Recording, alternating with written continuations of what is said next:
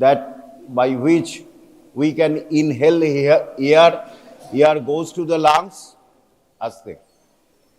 And from the lungs, the oxygen is absorbed in the blood and carbon dioxide comes out from the blood to the lungs, and this carbon dioxide air will come out as an expiration. So this is known as the external expiration. And there is another respiration, the cellular respiration or internal respiration, whereas the oxygen which has been absorbed in the blood goes to the cell. In the cell, oxygen taken up by and carbon dioxide release, and this is known as the cellular respiration. It is not totally a physiological part. We today discuss the external respiration. Respiration means external respiration, or otherwise loosely we call it respiration. Means there are a cycle, inspiration and expiration. Inspiration, we take air through the nose, lasting about 1 second, and expiration, the air comes out, which is lasting about 3 seconds. Inspiration is an active process. What is the meaning of active process? That's when the muscle action is needed. Muscle action is needed, so energy, expenditure of energy is required. And expiration is normal expiration is a passive process. No muscle respiration, no energy is needed for exhaled air to make the air come out from our lungs. No energy is needed, no muscle is needed. How it is happen? Due to the elastic recoil of the lungs. What is that? When inspiration, the lungs expands. The lung expands. And lungs contain some elastic fibers. In its connective tissue fibers, septum and pleura, there are elastic fibers which expands. And as a rubber, if we stretch the rubber, you can stretch the rubber, but if you loosen it, the rubber will come back to its normal position. And this is known as the elastic recoil. Similarly, when the inspiration stops, the lung try to come out in its normal position, so its volume gets reduced and air comes out. So it is totally due to elastic recoil of the lungs, which usually does not require any energy. But in some situations, when we actively need more oxygen, or in some situation we try to exert more effort with more power, then we call it is an exaggerated inspiration or respiration, which requires more energy and involvement of the more muscle. Even in expiration, which is normally a passive phenomenon, no muscle is needed, no energy is needed. But when we exaggerated expiration, the muscle is needed, energy is needed, right? So with this introduction, we going to the original chapter, that is the inspiration and expiration. Normal physics say that air will go from high pressure side to low pressure side. It is a normal physics. Air must go to the high pressure side to the low pressure side. So, and another physics law states that when the volume expands, the pressure gets low. Right? Boyle's law. When the volume expands, P inversely varies to V. P inversely varies to V. Right?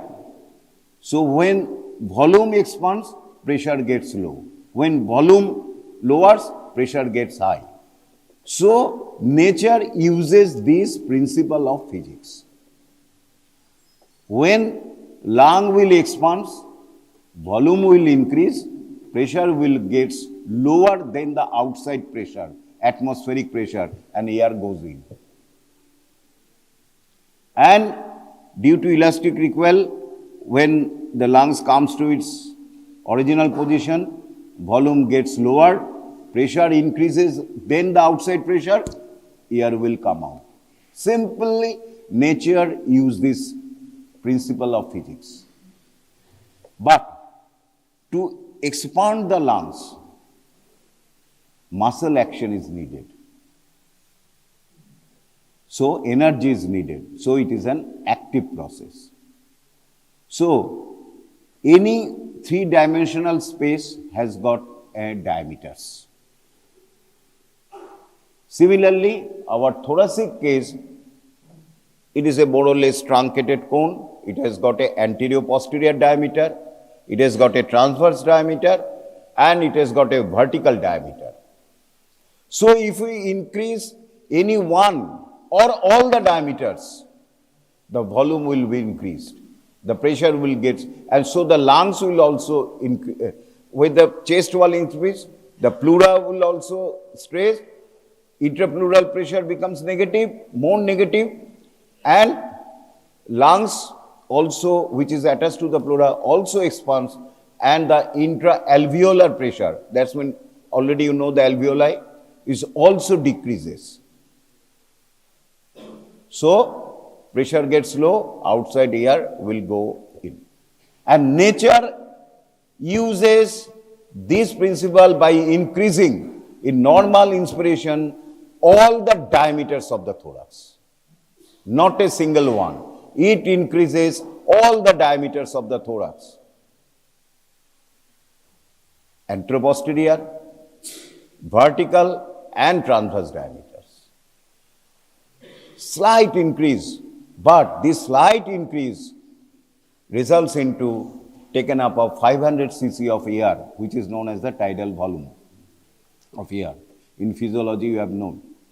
Now, our anatomical part is that how these diameters are increased. Anteroposterior, transverse, and vertical diameter. So, one after another.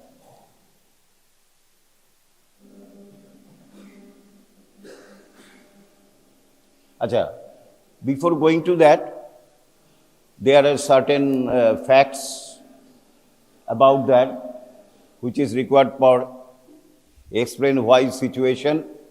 In infants, the ribs are horizontally placed. In infants, ribs are upper ribs, mainly the upper ribs are horizontally placed. One after another, horizontally, parallel to each other, so that transverse diameter is equal to anteroposterior diameter. In other words, the transverse section of the thoracic cavity or thoracic cage of an infant is circular.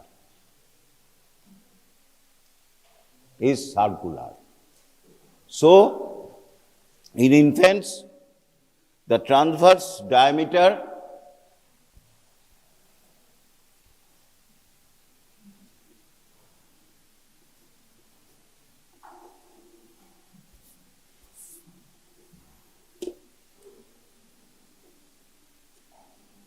is totally circle.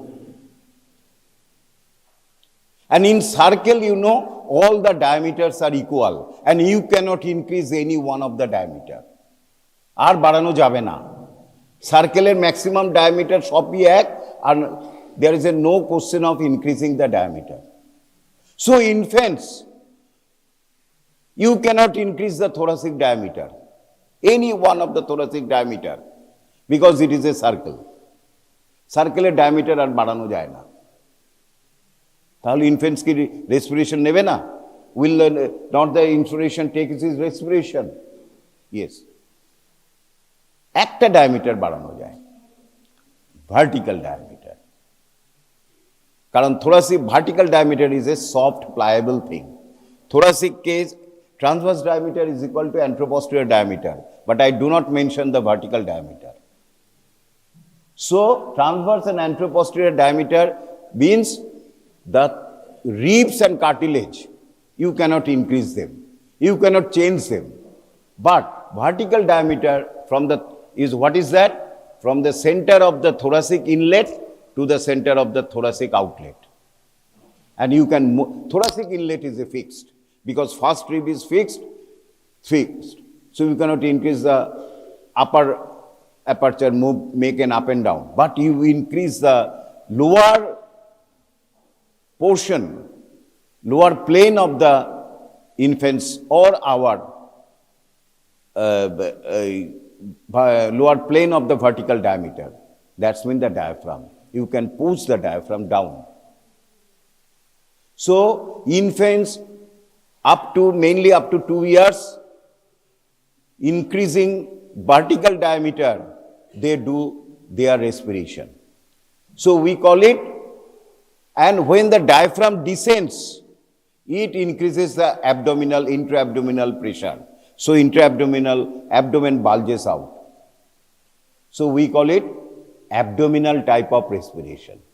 So in infants, respiration is abdominal. Explain why একটা হয়ে গেল. It is explain why in infants the respiration is abdominal. Then you have to write this. You cannot increase the transverse and anteroposterior diameter. You can only increase the vertical diameter by movement of the diaphragm. So, and when diaphragm descends down, abdomen bulges out, the liver goes down, spleen goes down, and we call it abdominal type of respiration. So, infants up to more or less up to 2 years, the type of respiration is abdominal. After 2 years, upper ribs mainly become oblique. Posterior end is higher than the lower end. ভালো করে আমি ribs বলছি, cartilage নয়। কি হচ্ছে, এটা যদি vertebra হয়, এটা মেনোব্রিয়াম স্টার্নি যদি হয়,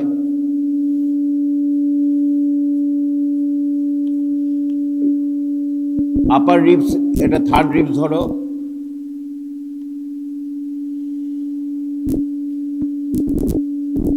এটা vertebra,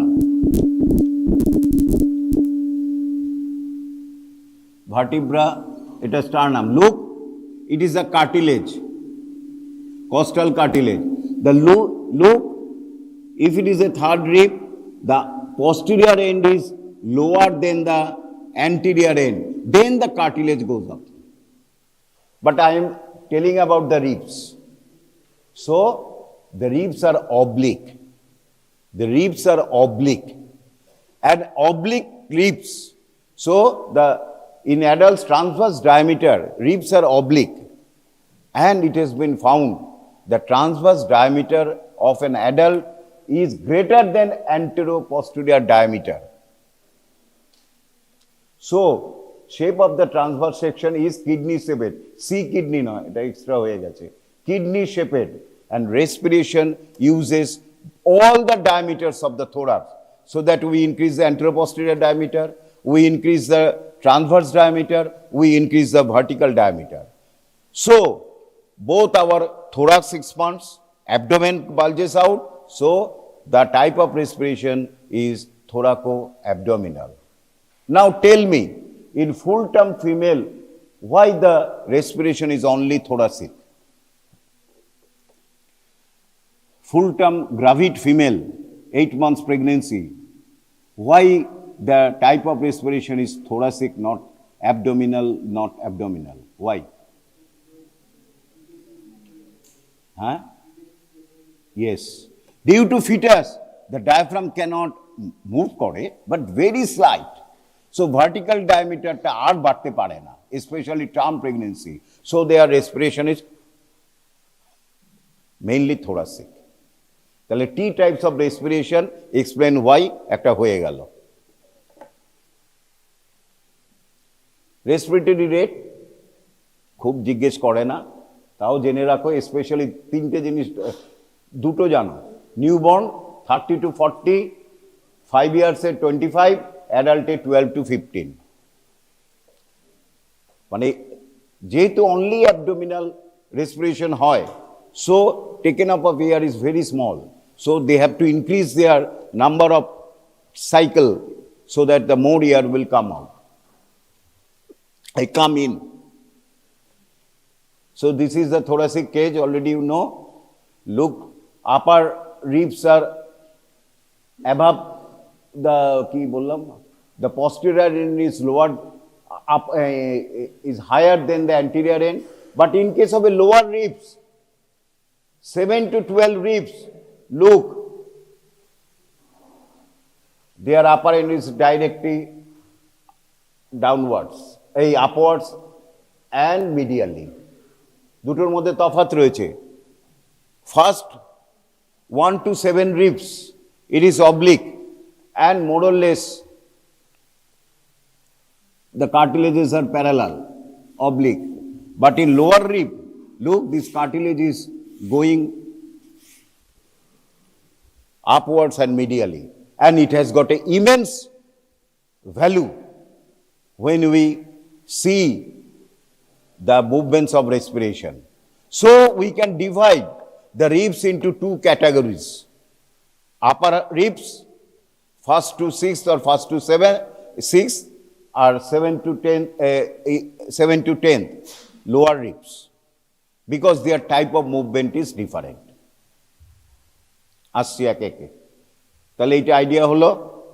And this is called intercostal space, containing intercostal muscles, mainly external intercostal, internal intercostal, and intercostalis intimus.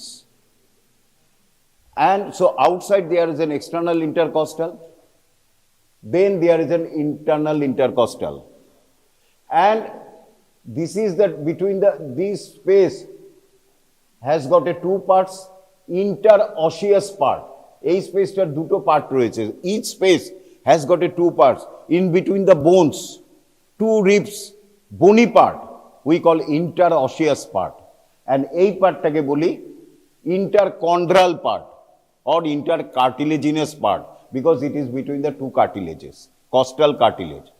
So each muscle has got a intercostal part and interosseous part, whatever it may be, the external or internal. But in case of external intercostal, what is the difference? In this intercartilaginous part is not muscular, but by a membrane known as external intercostal membrane. So, but in internal intercostal, this is muscular, so muscles are present. And direction of the fibers of the external intercostal is like that, পকেটে হাত ঢোকানোর মতো, downwards, forwards and medially. And opposite is the internal intercostal muscle, এরকম, এটা যদি এরকম হয়, এটা এরকম। It is external intercostal, it is this is the direction of the muscle fibers. Right, আর ডিপে যাচ্ছি না, কমপ্লিকেটেড হয়ে যাবে।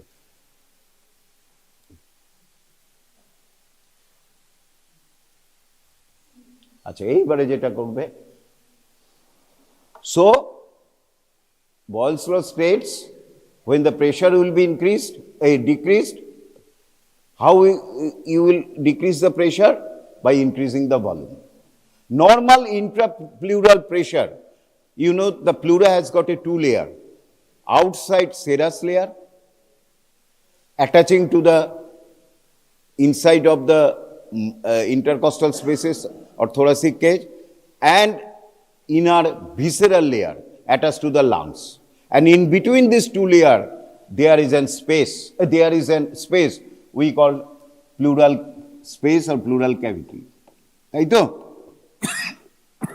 Which usually contain few cc of pleural fluid. When this space contains pathologically fluid, we call it pleural effusion. And normal intrapleural pressure is negative, about minus 1.5 millimeter of mercury. Minus 1.5 millimeter of mercury. Normal intrapleural pressure is negative, so that visceral and serous pleura become attached together. Normal. I mean, without taking any respiration, it is the normal intrapleural pressure is negative. And whenever we increase the diameter, the volume of the intrapleural space will increase. Dekho, normal, যেই negative diameter বাড়ছে, volume বেড়ে গেল, it becomes more negative from minus 1.5 millimeter mercury to minus 6 millimeter of mercury at the end of inspiration. And due to the negative pressure, it stretches the lung. Lungs to the visceral pleura, it has been attached. So it pulls the lung also outwards. All the diameters of the lung also increase. So that inside lung pressure, we call it intra-alveolar pressure, also become negative among minus 6, more negative, minus 2 millimeter, minus 1.5 to 2 millimeter mercury. In comparison to what? Minus card against a comparison? Minus to what? Atmospheric air, 760 millimeter of mercury. So, air will rush in and inspiration completes. এইবারে খুব সুন্দর করে বোঝো, এইবারে হচ্ছে বোঝা, বইতে সব আছে, নোট করার কোনো দরকার নেই, খুব ভালো করে বোঝো। সো আমাকে টাস্ক দেওয়া হয়েছে, নেচারকে you have to increase the diameter, all the diameters. Nature পরীক্ষায় বসেছে, sitting on the examination and using his physics law, he is solving this problem. How? He has to increase the anteroposterior diameter. To increase the anteroposterior diameter, say try করছে অনেক জায়গায়, দেখলো mainly we can use the upper ribs. Upper ribs কে যদি use হয়, beautifully we can increase the anteroposterior diameter. কি করে? Use করলো কোন জিনিস? Obliquity of the ribs. Obliquity of the ribs. সবাই obliquity of the ribs.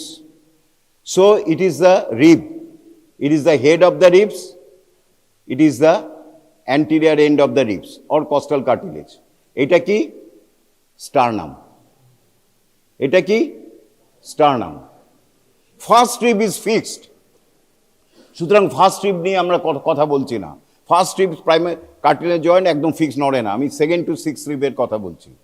Second two six ribs এবার প্রত্যেকে এরকম করো, হাতে করো, এখানে হাতটা লাগাও ওপরে এরকম করে, দেখো একটা কি বিউটিফুল মুভমেন্ট হবে। লুজ রাখবে, you will keep this hand very loose, মানে এ যখন কোনো মুভমেন্ট করবে তুমি এটাকে মানে যেরকম হবে, মানে it will go as its own, you don't stretch or resist any movement. Now this is the rib, say third rib, and এখানে মাসেল রয়েছে mainly external intercostal and opposite side of internal intercostal, এই করছে। So their function of external intercostal to elevate the rib, elevate, it is already elevated, posterior end, it is already elevated, so you can increase only the anterior end. So তোমরা করো anterior end কে elevate করো, দেখো the sternum moves forwards, খুব loosely করো, these hands come forwards, এরকম করবে না, উল্টো দিকে নয়, একদম স্ট্রেইট রাখো। এবার করো এটাকে এরকম ভাবে করো, এই দেখো সামনে চলে যাচ্ছে, মানে সামনে মানে দিস ওয়ান, দেখো এটাকে ওপরে করলো, এটাকে নিচে করো, এই যে ওর হাতটা যাচ্ছে সামনে, দেখো এই অ্যাঙ্গেল দিয়ে বোঝাচ্ছি, দিস, এই দেখো এটা ঠেলা মারছে, করো নিজে, এই দেখো এটা ইট গোজ ফরওয়ার্ডস, এটা অ্যান্টেরিয়ার, এটা পস্টেরিয়ার, ইট লুক, এই দেখো একদম নিচে লাগাও, you push this anterior end and elevate this, look this hand goes forward. করো প্রত্যেকে, হচ্ছে? এই দেখো, it moves forward. এই সামনে চলে যাচ্ছে। যে এটা করছো, it moves forwards. হতেই হবে। Fixed feet, এটাকে মুভ, কারণ if it doesn't move forward, you cannot, has not got space to move it. দেখো, it goes forwards. খুব লুজ রাখো, and same thing happens. Due to external intercostal muscle, this anterior end, which is lowered, comes up and moves the sternum anteriorly. যেই স্টার্নামটা anteriorly হলো, anteroposterior diameter is increased. কি করে হলো এটা?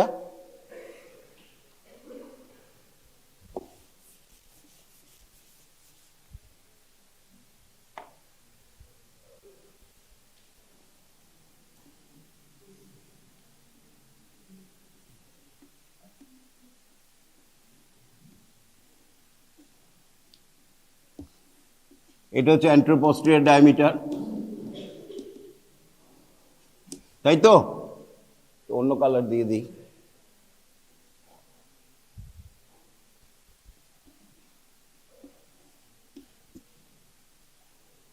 এবার যেই স্টার্নাম এইখানটা এসে গেল, so anteroposterior diameter is increased.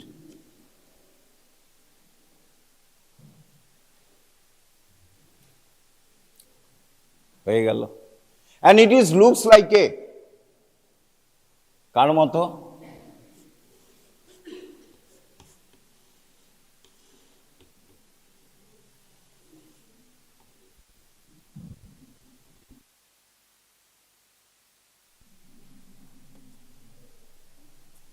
This is the anteroposterior diameter, this is, and when it pull up, টিউকল যখন এখানে ছিল এই পজিশন এরকম, যেই এটাকে you lift up, the anteroposterior diameter is increased. So this type of movement is known as the pump handle movement. Pump handle movement. আগেকার যুগের you saw the tap, এই যেই diameter is that, যেই you move up, diameter is more, and rib is doing in this fashion. So this is known as the pump handle movement. Mainly involve the 2nd to 6th rib, forward and upward movement of the body of the sternum.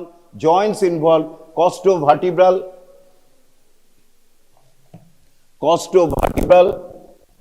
costotransverse, costochondral, and chondrosternal joints. And the axis is oblique from the head of the tubercle through opposite costochondral joint. This is the axis of the movement. This is the axis of the movement.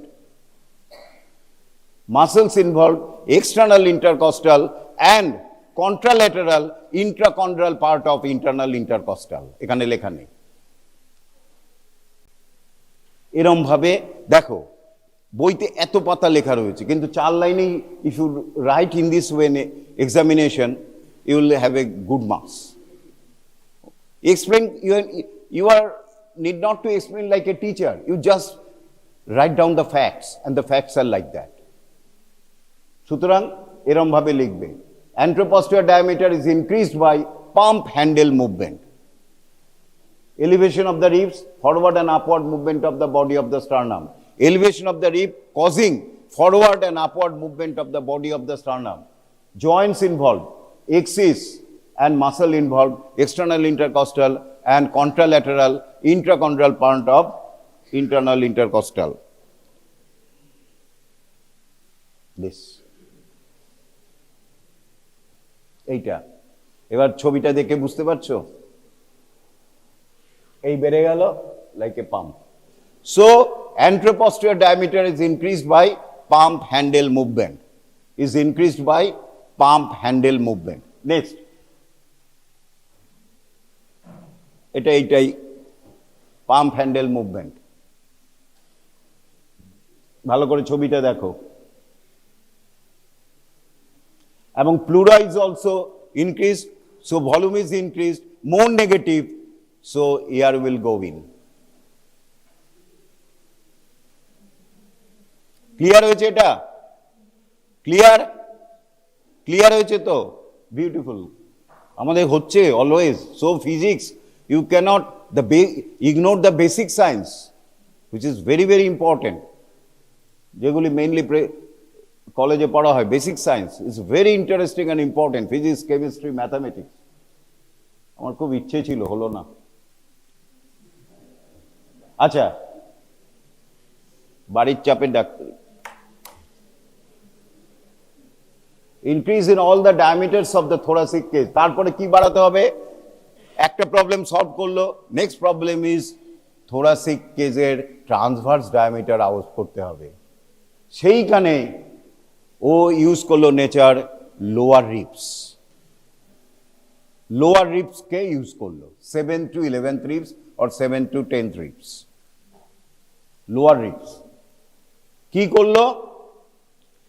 দেখা গেছে due to this type of when the external intercostal and the diaphragm together acts, repeat করছি, when the external intercostal and the diaphragm which are attached to the lower ribs, তোমরা diaphragm class হয়ে গেছে থিওরিতে? হ্যাঁ, তাহলে কালকে না, কালকে তো না, নাকি কালকে হবে? তাহলে কালকে হবে। Diaphragm is very very important. ভালো করে origin, insertion, action, nerve supply পড়বে, অ্যান্ড অ্যাপ্লাইড অলসো। আচ্ছা, diaphragm is takes origin from the lower ribs. So when the intercostal muscles and the diaphragm acts in the lower ribs, and lower ribs is not oblique like that, but it is mainly like that. ওই যে ছবিটা আঁকলাম এটা, we draw the diagram. এই যে, these are the lower ribs, right? Look, the direction of the upper ribs such, and lower ribs is just opposite, from lower to above. Mainly their direction acting on the rib is like that. So when the intercostal muscles and the diaphragm together acts, lower rib cannot move like a upper ribs this fashion. On the contrary, it moves like that. No, in upper ribs this movement, elevation. But in the lower ribs, when the intercostal and the diaphragm acts, it causes outward twist of the ribs, lower ribs, এইরকম, like the bucket, raising the handle of the bucket.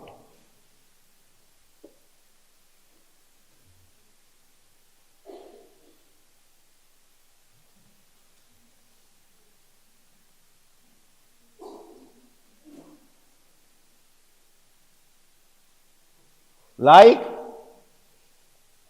raising the handle of the bucket. বুঝতে পেরেছো কি? এইরকম করে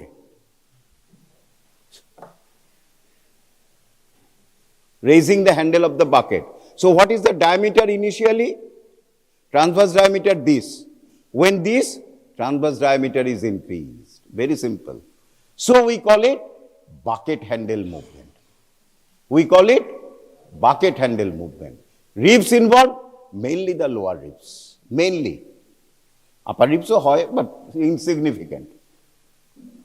So, elevation and outward twist, এই কথাটা লিখতে হবে। Elevation and outward twist, mainly the outward twist. This movement is known as the outward twist. Outward twist, outside the twist হচ্ছে। Outward twist of mainly the lower ribs. Joints involved, costotransverse, costochondral, etc. Axis straight from costotransverse to the costochondral joints. একদম straight. তাহলে আগের pump হ্যান্ডেলের এক্সিসটা ছিল oblique, but bucket হ্যান্ডেলের হচ্ছে straight. Pump হ্যান্ডেলের axis from right side to left side, আর এটার হচ্ছে same side, costochondral to the costosternal joint. আচ্ছা, muscles involve lower intercostal and the diaphragm. 3 লাইনে দেখো শেষ হয়ে যাচ্ছে, লাস্টটা খুবই ইজি। তাহলে বুঝতে পারছো, এইটা ছিল ডায়ামিটার আগে, এখন ডায়ামিটার হয়ে গেল এতটা, এবং এটাকে বলি আমরা pump handle movement, bucket handle movement. তাহলে পাম্প হ্যান্ডেল, বাকেট হ্যান্ডেল দুটো কিন্তু দু রকম। piston movement is very easy, like a piston moving down, diaphragm moving down, so the vertical diameter is increased, pressing the abdominal viscera downwards, abdominal pressure is increased, and as the movement is like a piston, we call it piston movement. So it is the piston movement, and muscle involved is the diaphragm. So what is the principal muscle of inspiration? It is the diaphragm.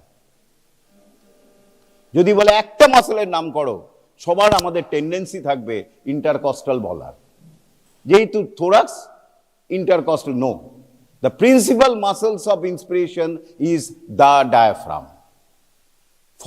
aided by the intercostal muscles. সুতরাং diaphragm paralysis হলে, both side যদি diaphragm paralysis হয়ে যায়, death is inevitable, like a piston.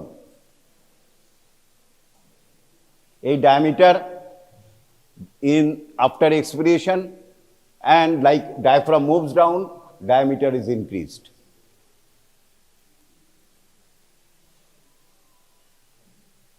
So, and after inspiration complete and expiration, diaphragm moves up, pressure, vertical diameter gets reduced, air comes out. Accessory muscles of inspiration. When they are an exaggerated accessory muscle, there are some other muscle comes into access, sternocleidomastoid muscle, scalene, serratus anterior, pectoralis muscle, latissimus dorsi, এটা দেখে নিও, ওগুলি জিজ্ঞেস করে না। এইবারে হচ্ছে কমিউনিট আছে, আচ্ছা, এইবারে হচ্ছে last part, the most important part is that some of the explain why question I have answered, why the children movement is thoracic, why in the pregnant lady, in children it is abdominal, why in a full term pregnant baby, full term hote hobe jeno fetus ta ekhane eshe gaye, it is thoracic, and in adult, normal adult, it is an abdominopelvic, abdominothoracic. I have answered it. Next question there, why pneumonia is common in children after abdominal operation? হবেই তার কোনো মানে নেই, common. If we don't take any care, pneumonia is common in children in, বলে দিচ্ছি আমি, why pneumonia is common in children after abdominal operation. After abdominal operation, abdomen becomes stretched. So what is the normal type of respiration in children? Abdominal. But due to the stitching and the pain, when he tried to do the abdominal respiration, there is a pain. And also due to stitching properly, the diaphragm cannot move down. Whenever diaphragm moves down, there is a pain and children resist it. So there is a shallow respiration. Shallow means ki less air will entry, lung doesn't expand properly. So that there is a chance of accumulation of fluid inside the alveoli. ভালো করে expression হচ্ছে না, ইয়ার fill up হচ্ছে না, abdomen try to collapse থাকলে ওখানে fluid জমে যায়। So this fluid may be infected, leading into infection of the lungs known as the pneumonia. So why pneumonia is common in children after abdominal operation? Due to their hindrance of the abdominal type of respiration. As there is a pain and difficulty of movement of the diaphragm, difficult movement, there is a pain, and also there is an resisted the diaphragmatic movement, resulting into shallow respiration, arrow, accumulation of fluid in the lungs, arrow, chance of infection. Infection hobei na, chance of infection of the lungs is more, so pneumonia is common. This will be the answer. Which side is preferable to lie? Oh, আরেকটা বলে দেই এখানে,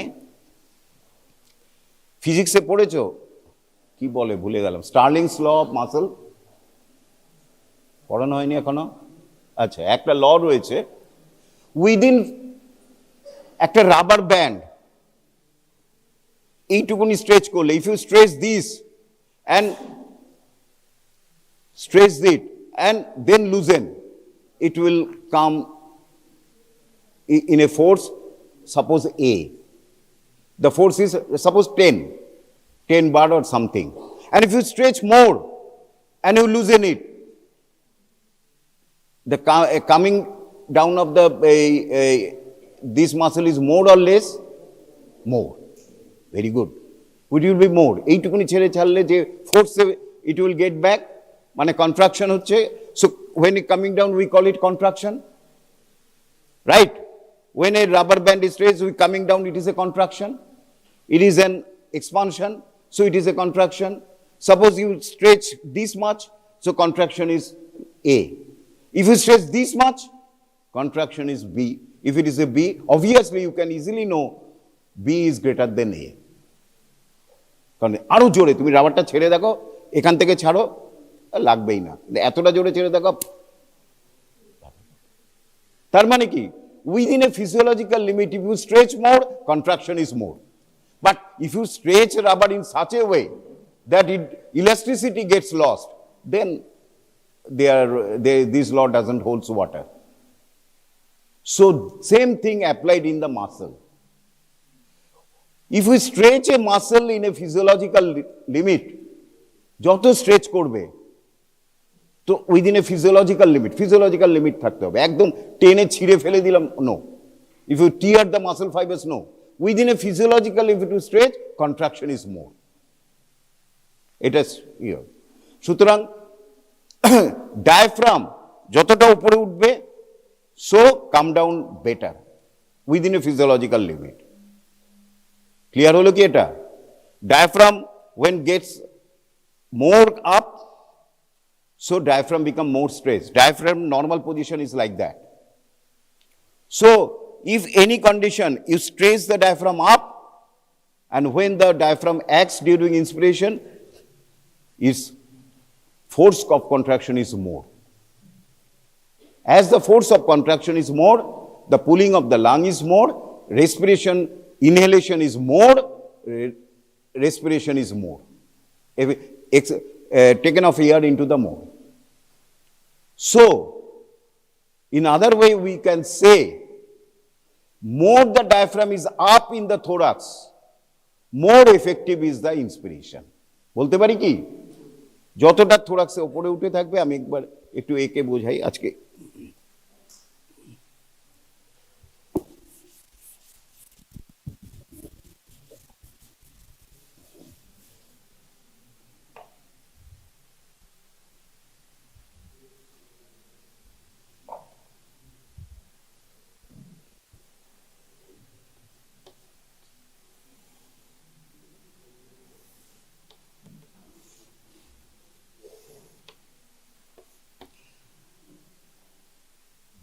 This is the diaphragm. This is the diaphragm. Within a physiological limit, when the normal inspiration, it contracts and moves down up to this. Now, if the diaphragm, due to somehow, if you raise the diaphragm, due to somehow reason, key reason আমি আসছি, if you raise the height of the diaphragm, এটা হচ্ছে height of the diaphragm. If you raise the height of the diaphragm, its contraction is more than this. খুব ভালো নামবে, কারণ according to স্টার্লিংস law of ফিজিওলজিতে, যে more the height, more the contraction, more the effective length of the diaphragm, more the contraction. It is the rule. So, when we standing down, sorry, bhul bollam. When we standing up, right? আমরা দাঁড়িয়ে আছি, অথবা বসে আছি, হ্যাঁ, তাহলে কি হলো? The liver and the other viscera will go down, right? So the diaphragm also go down, হচ্ছে না, মানে also go down. So effective length is not stretched, not too much. So contraction is somehow it is X. Suppose ধরো 10. Now patient শুয়ে আছে with a head end of the bed raised. Reclining position with head end of the এরকম হয়ে যাবে।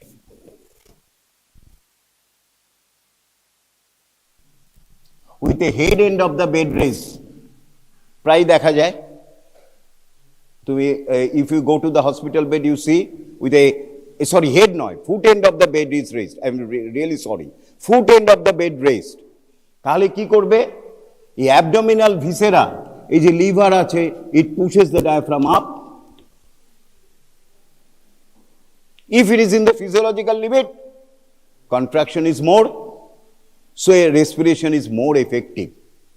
So দেখবে আউটডোরে গিয়ে অনেক সময় যাদের অপারেশন হয়েছে foot end of the bed raise করে দেওয়া হয়েছে, তাতে রেসপিরেশন ইজ এফেক্টিভ হয়, অ্যাকুমুলেশন অফ ফ্লুইডটা কম হয়। বুঝতে পেরেছ? গেল। এরপরে তাহলে আরেকটা এক্সপ্লেন ভাই হলো, কেমন? আচ্ছা, কিন্তু তার ক্ষতিও আছে। কি ক্ষতি? সাপোজ রাইট লাংয়ে একটা প্যাথোলজি রয়েছে, প্যাথোলজি বলে ক্যান্সার রয়েছে বা নিউমোনিয়া রয়েছে, লেফট লাং নর্মাল। ভালো করে শোনো, diaphragm, again you see, diaphragm has got look like a that. It has got a right half and a left half. মাঝখানে একটা টেন্ডন রয়েছে, central tendon. As if though diaphragm is a single muscle, it acts as a there are two domes, we call it the domes. Two domes has got acts differently. গেল। এরপরে next question যেটা আসছে, answer বলে দিয়েছি রে। একটা unilaterally affected lung, right lung affected রয়েছে, patient কিভাবে প্রেফারেবলি শুতে বেডে পছন্দ করবে? অ্যান্সার রয়েছে on the normal side. Why? আমি যেটা বললাম এবার বলো, বলো। মানে একটু হিন্টস দিয়ে দিচ্ছি, ইফ একটু হিন্টস দিই তাহলে বুঝতে পারবে। If the lung become more expanse or decrease expanse হয়, it becomes more painful to the patient. তাহলে এবার বলো, হোয়াই হি প্রেফার টু, এই বই দেখছো কেন? হোয়াই হি প্রেফার টু, নিজে বুদ্ধি করে বলো না, পারবে। Why he prefer to lie or she prefers to lie on the normal side?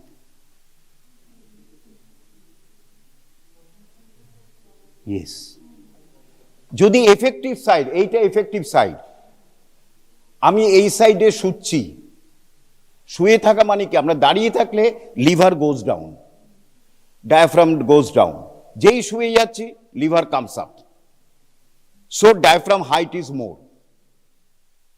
যে সাইডে শোবো সেই সাইডের height, that height of the diaphragm, এটা ক্লিয়ার করো। If we lie on one side, একটা সাইডে শুয়ে আছি রাইট সাইডে, it has got a diaphragm has got a two dome. এটা আমার দিকে তাকাও, আমি এই সাইডে, I am lying on the bed, by my right side of the chest touching the bed, and diaphragm has got a two dome, and if we touching on the right side, right dome will be higher due to pressure of the liver. When we stand up, liver will go down, diaphragm lower. But when you will lie up, the abdominal viscera coiled up, goes up and pushes that part of the diaphragm up. So which dome of the diaphragm will act more effectively? Right or left? Right or left? Right. খুব ভালো কথা, right effective করছে. So the lungs, disease lungs also moving up and down, causing severe pain to the patient. So patient will not lie বললেও শোবে না on that side, he will lie on the normal side. সেখানে উঠে থাকুক, সে move করুক। Just opposite হবে কিন্তু প্লুরিসিতে। আসবো আমি, আজকে একটু আগে বেরোতে হবে আমাকে, 53-55 বেরিয়ে যাবো। খুব ইন্টারেস্টিং না? এক্সপ্লেন করতে পারছো তো? কিন্তু আগে basic, you have to know the basic. যেই শুয়ে থাকছি এই ডোমটা ডায়াফ্রাম বেশি, no doubt respiration is more, but it causing pain to the patient. So patient, ask the patient to lie on the normal side. এটা একটা গেল, but এটা বলে দেই, এটা পরের দিন পড়াবো। আর আচ্ছা গেল, নেক্সট হচ্ছে কি, but opposite is the pleurisy, but the reason is different. In dry pleurisy means ki infection of the pleura. Infection of pleura has got a two phase. Initially the infection is, when the infection is initial phase, when the first attack of pleural inflammation, the two pleura becomes inflamed.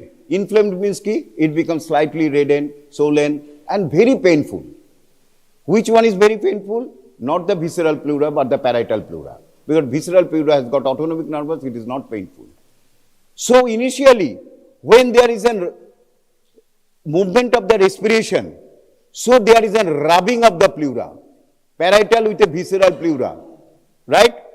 So when there is a friction, severe pain. But if the patient lie on the affected side, the friction is minimized. শুয়ে আছে, ফ্রিকশনটা অতটা হয় না। So patient is preferably lie on the affected side in case of A dry pleurisy. আবার কিছুদিন পর, একদিন পরে পেশেন্ট বললো স্যার ব্যথা চলে গেছে। কেন? There is an accumulation of fluid within the pleural cavity, separating the two pleura with one another. যেই সেপারেট হলো, নো রাবিং, এখানে ফ্লুইড রয়েছে, so pain is vanished. This is the another question, যে why initially there is a pain, after that the pain becomes lessened or reduced. তাহলে আজকে এটা থাক। Education and communication, that is IEC, and last one is behavior change communication, that is BCC. Okay, so perhaps all of you know about what is health right now. Who can say the WHO definition of health? Anybody else? পড়ানো হয়েছে তো? Is it? It has been already discussed. I told you, and several times it has been discussed by very many teachers. Is it? Health. বাংলাতে আমরা কি বলি? স্বাস্থ্য. So according to WHO, the definition of health is a state of complete 4 dimensions. Health is a state of complete physical, mental, social and spiritual health. Okay, and not merely the absence of disease or infirmity. If we do not feel that yes, we are suffering from any disease, disease means disease, we are not easy, not well feeling, okay, still we cannot say that we are healthy. So there are 4 dimensions of health: physical, mental, social and spiritual. Now our objective is to promote health. Promote means the change of positions. Is it? Change of positions from lower level to upper level. That is promotion. স্কুলে তোমরা পড়ে এসছো promotion, class 2 to 3, there is promotion from lower level to upper level. Here, our objective is, what are the different principles, what are different ways and means to promote health. That means health promotions. In other words, sometimes or not always, we can say promotion of health is equivalent to improvement of health. How to improve health? How to promote health? Today, this is the topics for discussions. How to promote health? What is health promotion actually? And what are the strategies and principles of health promotions? Then we will start out IC and DCC. Okay.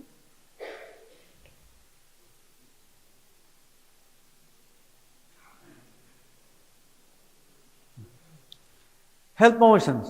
What is that? It's a process of enabling or helping people to gain control over the determinants of health. Perhaps again it has been discussed in this community health class, is it?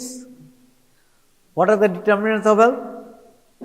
Health promotion means it's a process through which we can help people to gain control or to increase control over the determinants of health and improve health. Determinants of health, to gain control over the determinants of health and improve health. That is health promotions.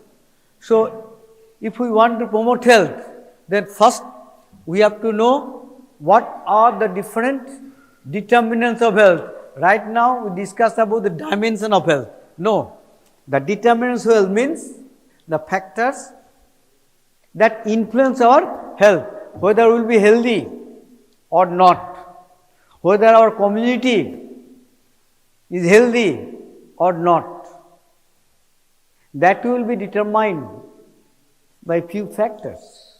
These are called the determinants of health. So, if we want to improve health or if we want to promote health, we have to increase control over the determinants of health.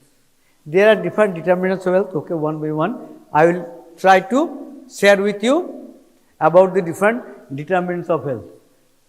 So, when you think about the health promotions, it goes beyond the level of individuals. Okay?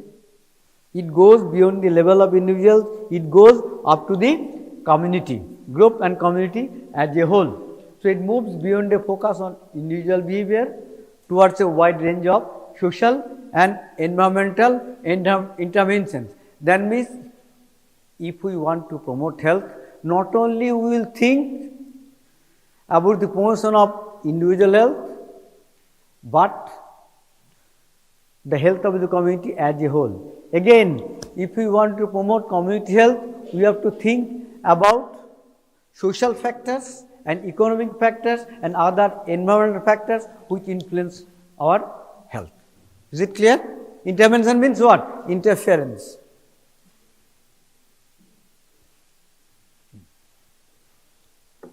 Health promotion is concerned with improving health.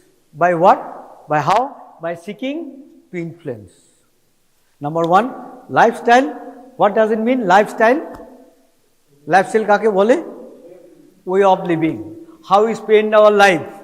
Okay, that is called lifestyles. When we get up from the bed, what we are eating, how we are spending life, what about the physical activity, all these things are called way of life. How we are exchanging our views and thoughts with others, interactions with others, these are called ways of life, lifestyles. Next one is improvement of health services. Number one, way of life or lifestyle, very good. And second one is improvement of health services. So, there are different health services that are being provided by our government as well as private sectors. So, that things we have to improve and we have to provide services for the well-being of the people. Next one is, third one is modifying environments, that I told you that health promotions goes beyond individuals focus. Okay, it requires interventions through different ways of environment. So we have to modify the environment. There are different types of environment, physical environment, social environment, biological environments. We have to modify that. Then only it is possible to promote our health. Okay. And next one's just repetition, nothing but. Health promotion addresses the determinants of health through two ways. Number one, health education and advocacy for policy change. We have to provide health education what for? To change the behavior of the individual, to change the behavior of the community, to change the behavior of the group. At the same time, we have to advocate for changing the policy. If there is no change in health policy, so no improvement can be taken place as a whole that can be sustainable. For the reasons, if we want to promote health, we have to think about two things. Number one, health education as well as health advocacy. Advocacy means pleading, nothing but appealing.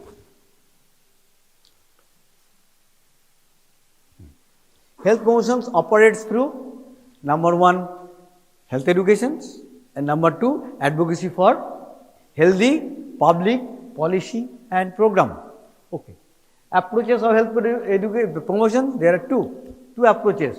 One is health education, what for?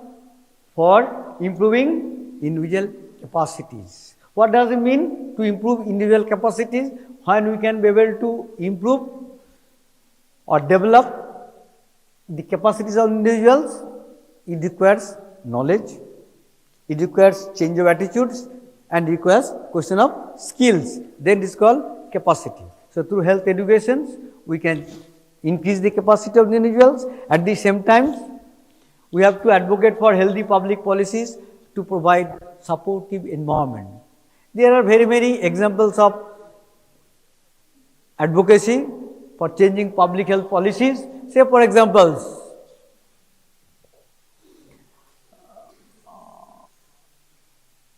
banning tobacco use in common places. We should not, rather we will be penalized if we smoke within the public premises. There is a law. A restriction of alcohol use in certain places. This is public health policy. Once this law has been enacted and it is being implemented, we differ from these practices. So public health policy is required. At the same time, we have to educate people about the ill effects of smoking, alcohol. So advocacy is required. Now, two things. One is health education, then advocacy. Now, health education, nothing but it's a process of changing the health behavior. Process of changing the health behavior of the individuals, health behavior of the group, health behavior of the community. Okay. If you want to improve health, promote health, behavior change is very important. Which type of behavior we like to change? Which type of health behavior we like to change? In the last class I told. You have forgotten. কি ধরনের ব্যবহার আমরা পরিবর্তন স্বাস্থ্য সম্পর্কিত কি ধরনের ব্যবহার আমরা পরিবর্তন করতে চাই? What type of health behavior we would like to change?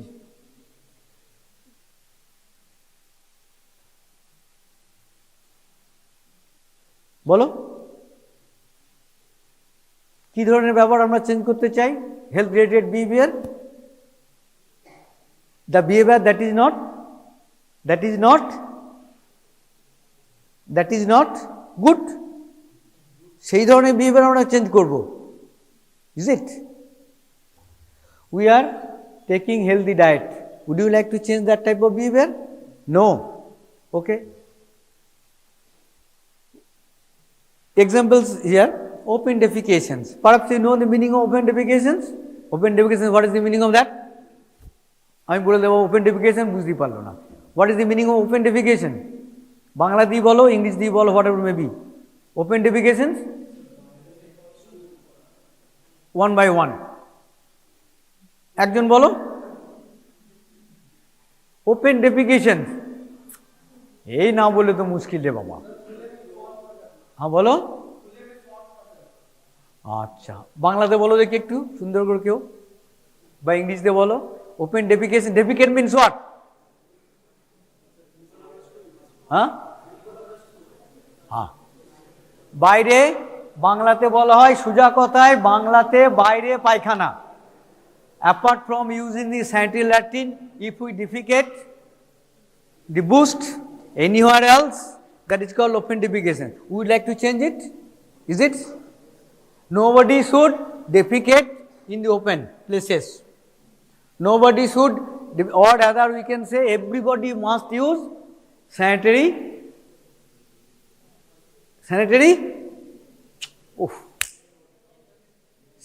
latrine. Everybody must use sanitary latrine. Okay. Next, hand washing. Just examples. Change of behavior. Hand washing. Wash your hands with soap and water before taking food, after must, after defecation. Taking food, after defecation, hand washing, breastfeeding. Every mother, newly delivered mothers, must breastfeed their babies. It happens. It is a prevailing practice that mothers used to provide breast milk to their babies. But how long? That is the question number one. Is it only breastfeeding? That is the question. It is a common practice or traditions that every mothers in our country, at least, not in our country, all the developing countries, okay, used to provide breast milk to their babies. But the way, the process they use to provide breast milk may not correct. That means till today many mothers do not practice. Every mother must practice exclusive breastfeeding. That means breastfeeding up to 6 months without providing or giving even a sip of water. Only breast milk up to 6 months without giving any food, any fluid, nothing else. So, through health educations, we can change it, we should change it. Again, next example is lifestyle modifications like tobacco use, alcohol use, diet and physical activity. That means nobody should use tobacco, nobody should use alcohol, everybody should take or consume what type of diet? Now the proper. What does it mean proper? Proper কাকে বলবো? তোমার কাছে যেটা proper আমার কাছে proper নয়. Is it? Proper is a relative concept. So what type of diet? What diet we should use? Consume? Diet এর আগে একটা word লাগাও. সুন্দর word. What diet? Balanced diet. Everybody must use balanced diet. Or rather you can say again healthy diet. তাও সেই হয়ে গেল, ওটাও relative, still healthy diet. Balanced diet. And next one is physical activity. Everybody must do it. There are different types of activities, okay? As per the activity, we can divide ourselves into three. One is sedentary. Next one is পড়েছো class 12 এ পড়ানো হয় বোধহয় তোমাদের। Sedentary, moderate, heavy At least everybody must be a moderate worker. That means a little bit, at least physical activity we should. Okay, that can be modified through health education. Health education is concerned with utilization of available health services. So, if we want to promote health, কি হলো তোমাদের চার বাচ্চার কি হচ্ছে? If we want to promote health, we have to change our behavior. At the same time, we have to use prevailing or we have to utilize prevailing health services that are being provided by private authority as well as public, means government authorities. What are those available of health services? Like immunization, IFA tablet. IFA means iron and folic acid tablet, periodical health checkup, etc. We should use it. Then only it will possible to promote our health. At the same time, we should encourage through health education. We should encourage participations. Whose participations? People's participations. Communities' participations. Community will participate in different health programs so that they can be come forward to utilize these services like screening of cervical cancers, breast cancers, etc. Now, the first I told you, health promotion means it's a process of gaining control over the determinants of health. I told you there are different determinants of health. Now, these are the determinants. We have to gain control over all the determinants. Not possible always, but we have to try. Then only we can think about health promotions. What is that? First one is social and economic environment. That is important. Don't only think about physical health only. Okay. This health depends upon so many factors. Number one, social and economic environment, like education. There is a relation between education and health, is it? Is there a relationship between education and health? Assume. Yes or no? Yes. More the education, more the knowledge about health, is it? So, we have to improve education systems, literacy, then income. Is there a relationship between income and health? Ache? Kibhabe, how we can establish that there is a relationship between income and achieving health?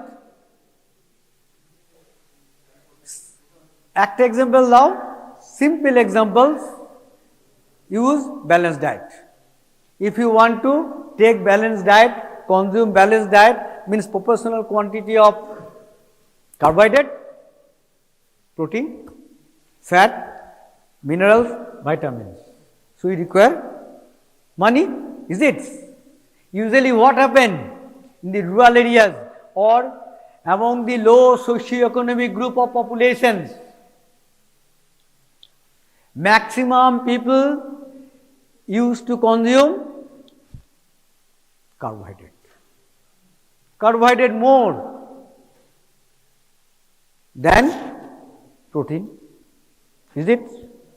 So, there is a relationship between income and health. Likewise, social status and health, these are the determinants. Social support network, again, that is important. How we can say social support network is important? Say for example, we are advocating that every mother must bring their children for immunizations. It requires social support. While moving out of this home, a mother is bringing or going to health centers for immunizations. One neighbor asks her, where you are going? To immunize my child. Bogus things. Don't take it. Your husbands did not take any immunizations. Is it? That I do not know. You ask your sas, you ask your mother-in-law, okay, then she has returned back. That means social support network was not there. That we have to improve, and at the same time culture. What is culture? Culture is also one of the important determinants of health. What is culture? Culture means prevailing practices regarding so many things which is being handed down from generation to generation. This is going on. That is culture. Christy in Bengali call it. Okay. Next one is physical environment. That is also important determinants of health. For example, we are telling about safe water. পরিশুদ্ধ জল পান করো, but if there is no safe water, what will happen? I am advocating for safe water, use safe drinking water, but that safe drinking water is not available. Is it possible then the people to drink safe water? No, it is not available. So for the reason we will change the environment, physical environment, we have to provide safe water. Again, so many diseases are there that spread through air, moving in the air. If the air is not clean, air pollution, so many diseases occurs. So we have to change the air also, we have to clean air, provide healthy workplace. That is again important. At least minimum 8 hours we used to spend in workplace, at least 8 hours. So if the environment of the workplace is not healthy, healthy means not only physically health, physical, social, okay, supporting network. If it is not healthy, what will happen? Always stress, always stress. So mind will be full of sorrow while working. How we can think about achieving health? We cannot. So healthy workplace must be there. At the same time, safe house. Housing has already been discussed perhaps. Characteristics of the healthy house. Can anybody tell me? It has already been discussed. Healthy house? What is a healthy house? Is it healthy? This one? Free from dust, free from smoke, not dampness, no dampness, airy, okay, enough space. These are healthy. So healthy house is also important. These are under physical environment. And third one, the people, individual characteristics and behavior. That is also important. Few diseases are genetic disease. Is it? Non-modifiable risk factors. They are there. So genetics, gender, personal behavior, like again same thing, healthy diet, physical activity, smoking, alcohol, and last one, that is also very important, which we often forget. Which we often forget. What is that? That is stress. That is stress. Except child, nobody is free from stress. Is it? Except child, nobody is free from stress. Stress will be there in our life, but we have to learn how to cope it. There are different coping skills through which we can minimize our stress. This is also one of the important determinants of health which influence our health. While thinking about health promotions, we have to think about all these determinants of health. Now, I have discussed different determinants of health. Now see, out of 100%, 40%, whether we can be able to achieve our health or promotion of health, 40% depends upon socio-economic factors. It is calculated through experimentations. They experimented already that 40% depends upon education, job status, family support and income, that is 40%. Next 10% depends upon physical environment like healthy house. Next 30% depends upon health behaviors, 30%.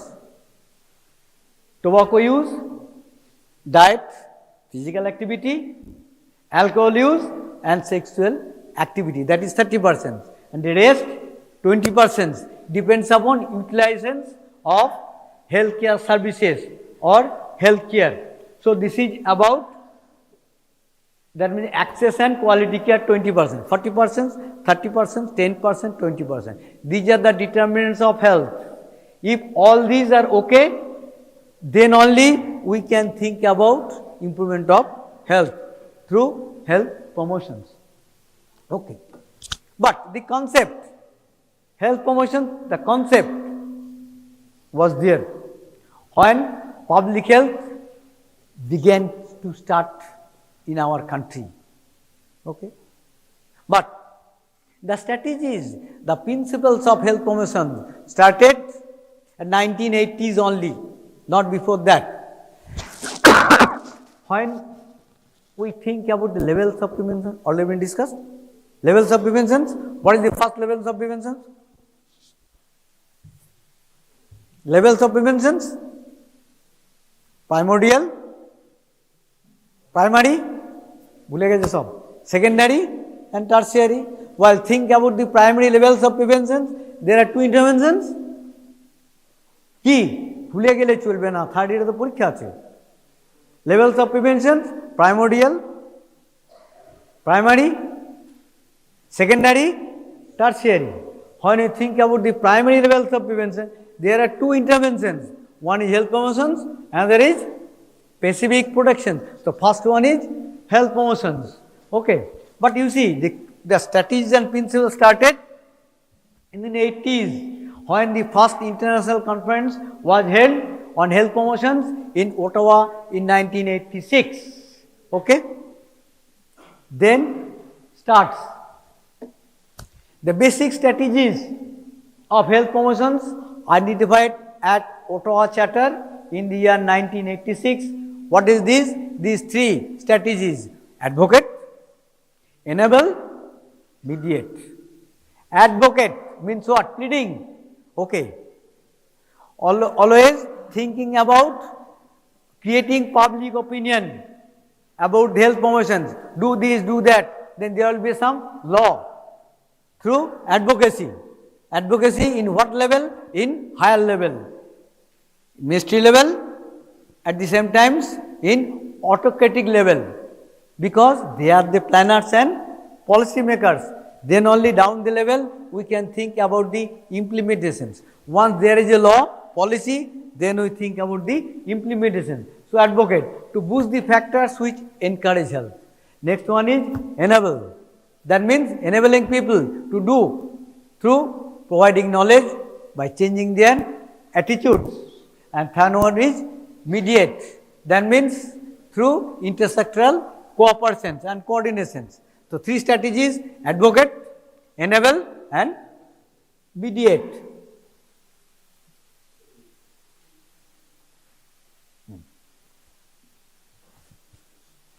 Basic characteristics of health promotion.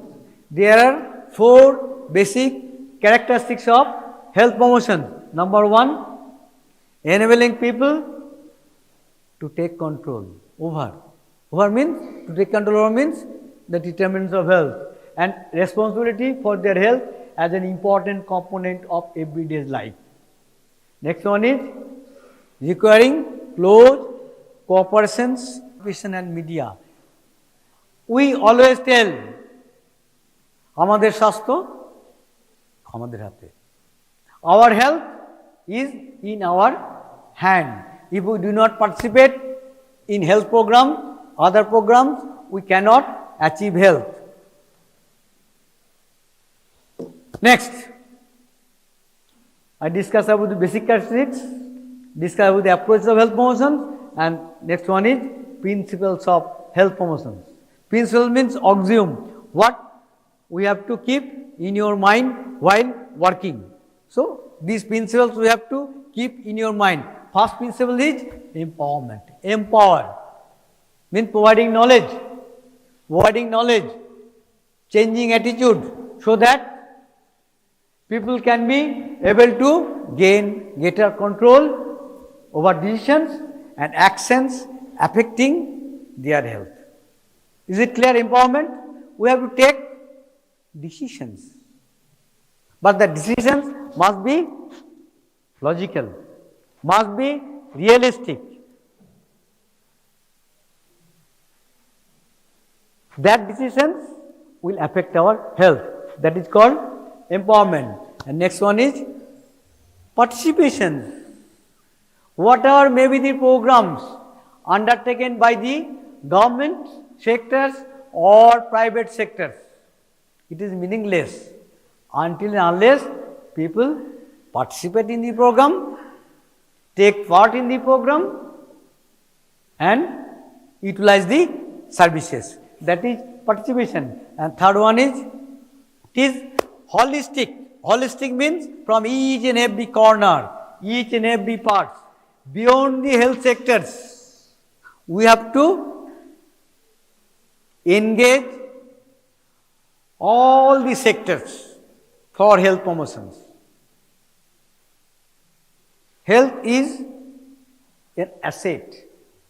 Without health, we cannot do anything else. If we do not feel healthy, even we cannot operate this one also. For that reason, approach must be holistic, and next one is equitable. The outcome of the services or from the services we take should ensure fairness. That means outcome must be good.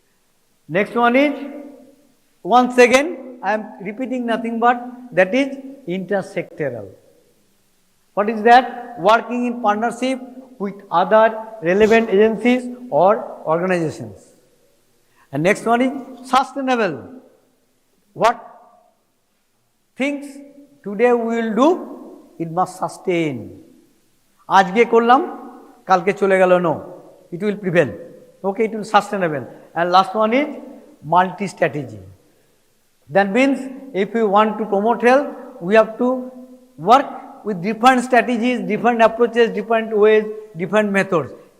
যেভাবেই হোক না কেন, we have to achieve our health. So these are the principles of health promotions. Now, in order to promote health, 5 action areas were identified. তোমরা যারা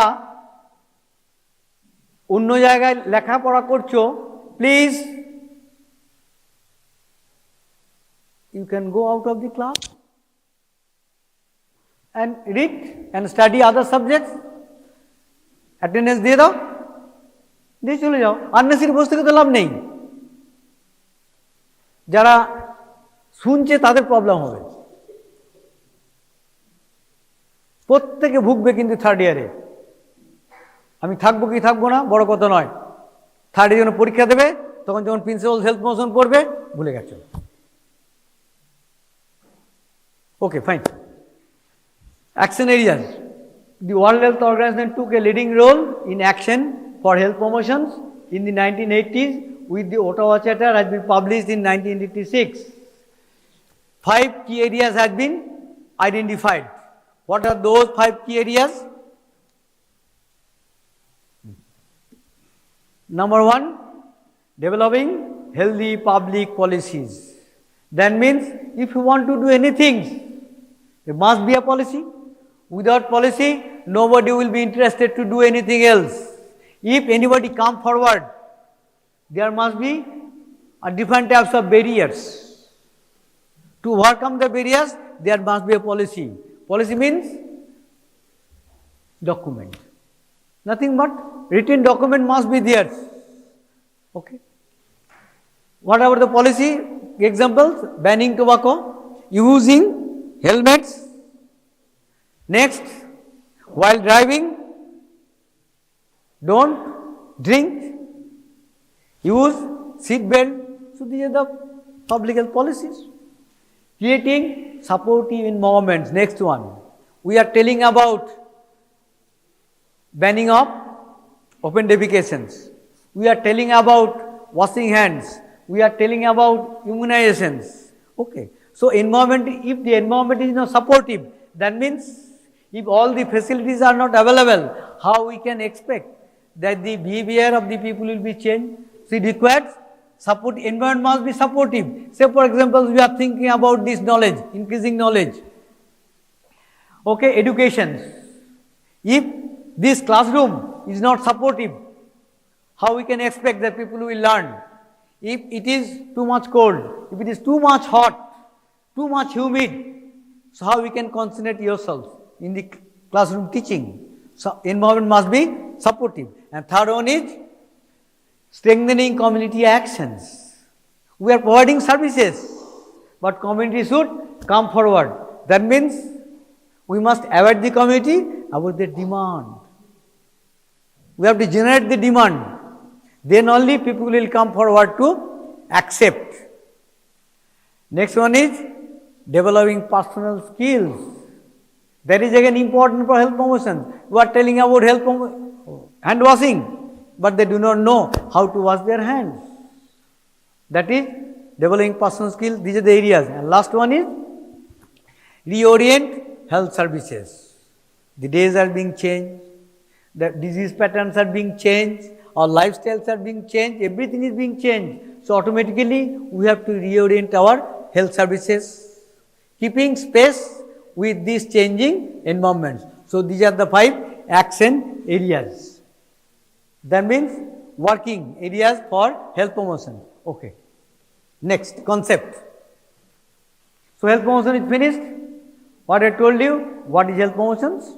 Strategies of health promotions, characteristics of health promotions, principles of health promotions, and action areas of health promotion. 5 things I have discussed. What is that? One is concept of health promotions. Next one, strategies of health promotions, characteristics of health promotions, principles of health promotions, and working areas of health promotions. Clear? 5 marks you can expect. Third year, not now. That's why you are not thinking about. Okay, you have to keep things. Okay. Next, concept of IEC. The word is not new to you. IC, informations, education, and communications. If we want to change the behavior of the people, we have to inform people, we have to educate people, we have to communicate with the people. Then only we can think about IEC and change of behavior. So what is IEC? IEC is a pre-planned educational endeavor with specific objectives to reach specific audience by skillful use of appropriate methods and materials within specific time period. It's a process, it is a strategy through which objective is to change the health behavior, which are not conducive, which are not congenial, which are not desirable, which are not good. Then bad practices we have to change. How we can change? Through IEC. If you want to change any behavior, particular behavior you have to identify. Car behavior, whose behavior? That means specific target audience. Again, how we can change it? That means by using different methods, different media, different material, and within a specific time period. That is IEC. Okay, next, definition of IEC by WHO. Same thing. Again, I am repeating for the sake of your convenience only. IEC refers to a public health approach. It's a public health approach.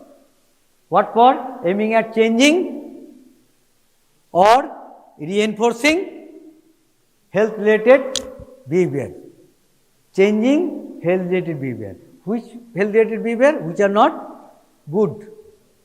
That health-related behavior we would like to change. So IC is approach, public health approach through which we can aim to change the health-related behavior or reinforcing health-related behavior in a target audience. Target audience means a specific audience for which we are trying to change, for whom we are trying to change the behavior. Target audience concerning a specific problem, not in general one, specific problem, and within a predefined period of time. How? Through communication methods and principles. That is definition of IC given by WHO. If we clarify these definitions, what happens you see, these definitions helps to have a clear objective. What is the objective? To change the specific health related behavior. Say for examples, mothers are not providing exclusive breastfeeding, or a mother is not providing, what I should say, colostrum, the first milk. Okay. That is a specific behavior to change. Next, who are this target group? Mothers. Okay. Mothers of newly born child or under 5. Address a specific problem. Which specific problem? Breastfeeding may be a problem. Maybe discarding of colostrum is a problem. The basic problems. And set a time frame within which the results are expected to occur. So this is IEC. Is it clear? Not clear? IEC ki thakte hobe? Specific objective, specific target group, specific problem, or within a specific time period by using different communication methods, different communication material, different communication approaches. IC combines, you see, strategies, different strategies may be there, approaches and methods that enable individuals, families, groups, organizations and communities to play active role in achieving, protecting and sustaining their own health. Sometimes to achieve a specific behavior, sometimes to protect ourselves, sometimes to sustain the changing behavior. It's a process of learning that empowers people to take decisions, modify behavior and change social conditions also. Information, education, communication. Aims and scope of IC. These are the resources: print media, IC material; mass media, IC material; television, IC material; radio, IC material; internet, IC material; levels of IC, all levels, individual levels; provides opportunities to develop knowledge, skills and confidence.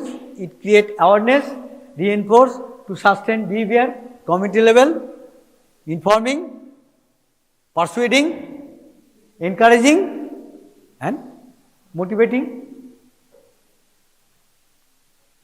Now, latest concept from IC, now we have come to BCC, behavior change communications. What is behavior change communications? In IC, what I told, IC is a pre-planned educational endeavor with specific objectives to reach specific audience by using skillful methods and media within a time frame. That's all. But here BCC is an interactive process with the communities. That means while thinking about the behavior change communications, always we have to interact with the community. What for? To develop tailored message. What does it mean? Message means informations. Tailored message means definitely specific. The shot that will be fitted to him may not be fitted to him. According to the size, according to the volume, we go to the tailor, cutting the clothes, then stitching. So that is called tailored message. According to the need, according to the characteristics of the specific populations, we have to prepare the message. The message that will be prepared for you, it may not be applicable to the students of other courses excepting MBBS. Is it? So that is called tailored message. So BCC is an interactive process with the communities to develop tailored message and approaches. Approaches will be different. Man to man differ korbe, community to community will be differ. According to the target audience, we have to prepare the message. We have to think about the specific approaches. How? Using a variety of communication channels. Different communication channels are there, audio, visual, audiovisual, to develop positive behavior.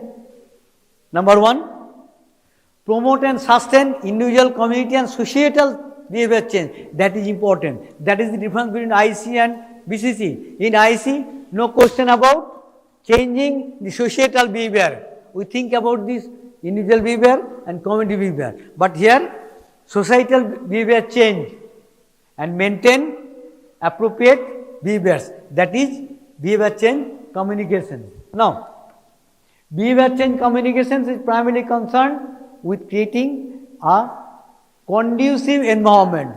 That means we have to think about the conducive environment. That means supportive environment. That means enabling environment to change their behavior from negative to positive. That means environment will be changed in BCC, behavior change communication. Really, if we want to change the unhealthy behavior of the community, we have to change the whole environmental behavior. Then only it is possible. Say for example, suppose, again I am telling you that a mother intend to go to immunize their child. Fine. While she is going out of the home, her mother-in-law asked, why you are going? To immunize your child, no need to go. That means barrier.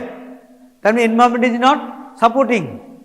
So now immunization is not complete. So this is not BCC. It creates enabling how? Identifying or reducing barriers. Number two, promoting benefits or boosters.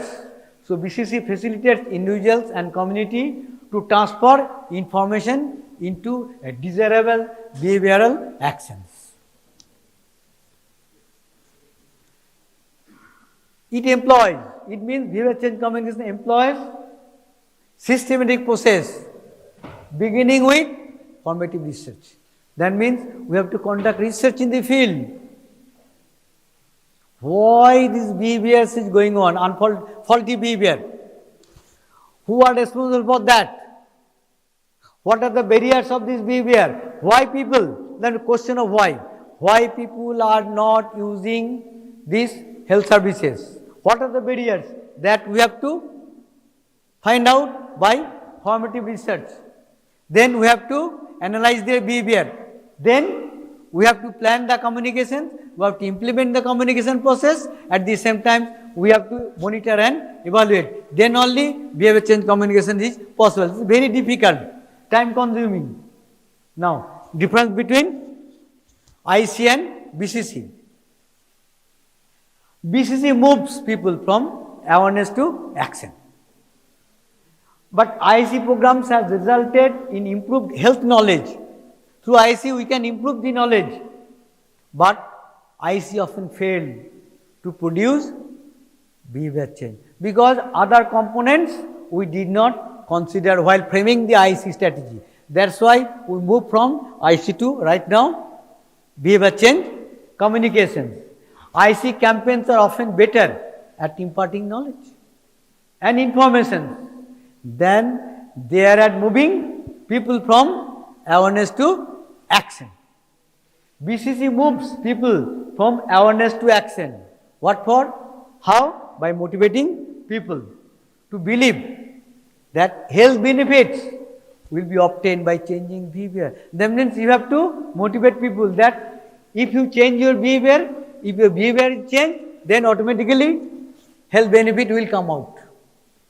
In BCC we do it BCC goes beyond just providing information to an approach that provides both informations and at the same time there will be appeal to individual emotional appeals. Appeal means what? Appeal, বাংলাতে আমরা বলি তো appeal করি, আবেদন. There are different types of appeals. We have to think about the emotional appeal. We have to struck the minds of the emotions of the people. তোমরা এখনো দেখতে পাবে, you see in the tin milk, picture of a healthy baby, হাসছে একটা baby, automatically mother should be motivated. These are created by the commercial companies. Automatically মা ছুটবে তোমার breast milk বাদ দিয়ে টিন মিল্ক খাওয়াতে. Emotional appeal, that is. So we have to think about that also.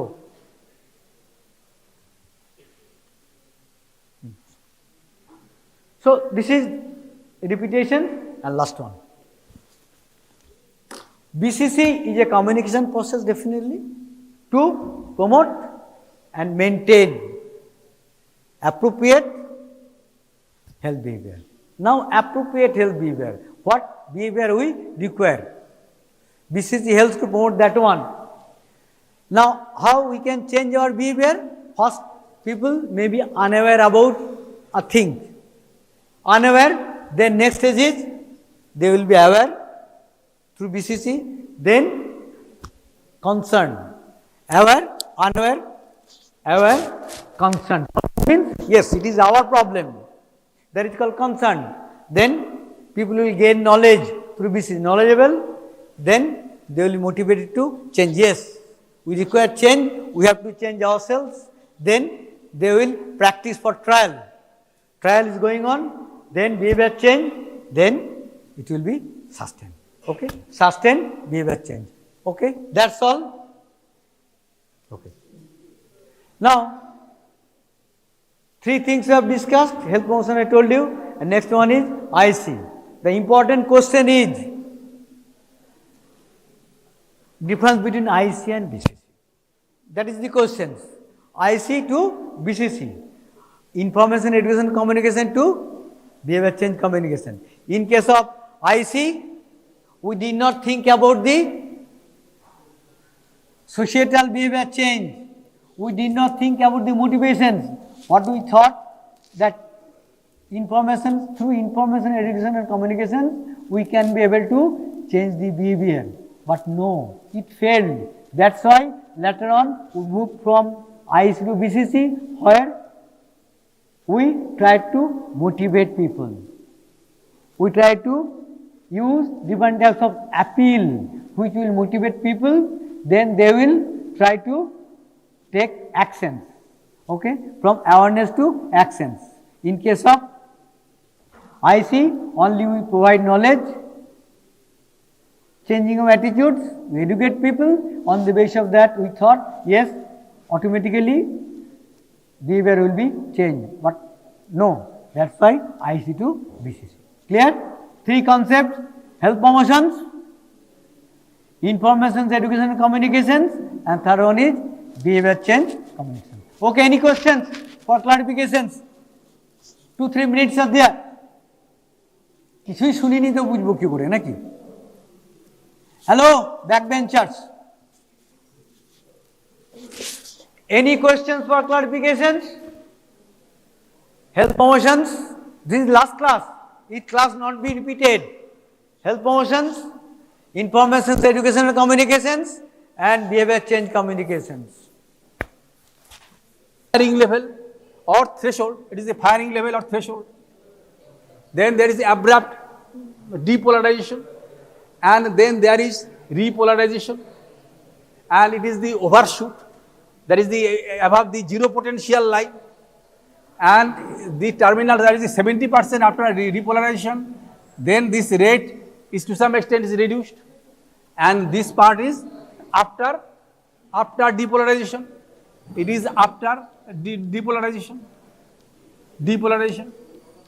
and it is this after repolarization.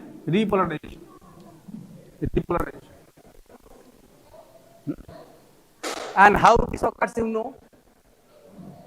And now discuss about the biphasic action potential. Biphasic action potential.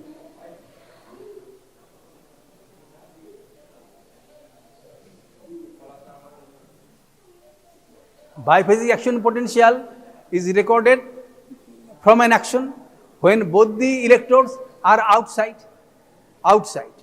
And in that case, suppose whenever there is recording of the biphasic action potential, it is different from this.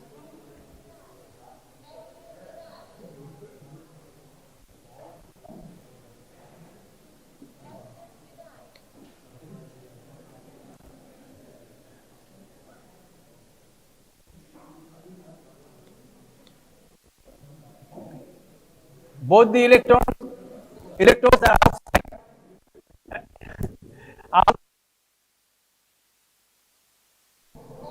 And before stimulation, there is this charge separation in this way. And in that case, there will be development of biphasic action potential. শোনো, এত জায়গা থাকতে তোমরা ঘেঁষাঘেঁষি করে কি জন্য বসো? সেপারেটে এসে বসতে পারো না? হ্যাঁ, ওখানে উঠে ওখানে বসে আরাম করে। এখানে এই ঘেঁষাঘেঁষি করে বসার দরকার, অনেক জায়গা তো রয়েছে। হ্যাঁ, শুধু সে নিজেদের বিড়ম্বনা সৃষ্টি করা। Biphasic action potential. It is the monophasic action potential. It is important for the examination. The absolute refractory period, from which point to which point? Absolute refractory period.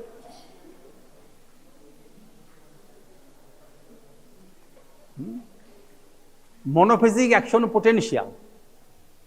That is on one phase, one side of the baseline mainly.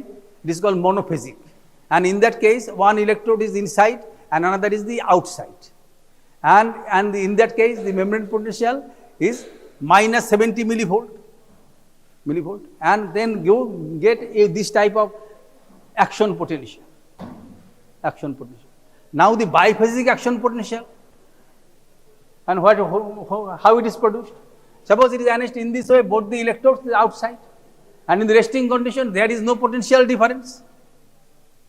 There is no potential difference. So it is the zero level. From the zero level you can consider this. Now whenever there is stimulation, it is the cathodal stimulus. Action potential will start and it will move. And up to this level, suppose you are up to this level, there is a zero potential. And when it involves this, then this polarity changes, inside positive and outside negative.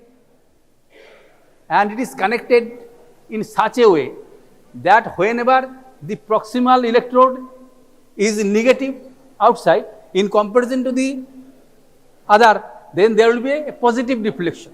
That is the above the baseline. And in that case, you get a positive deflection. And it becomes, and when this dipole is moving in this way, and it will regain its original form, and it will return to the baseline, and this dipole is moving, that is propagating in this way, and return to the baseline, and depending upon the distance between the electrodes, and there will be a gap at the zero potential level, and when it involves this part, then it negative and it is positive. So, and it is recorded in this direction.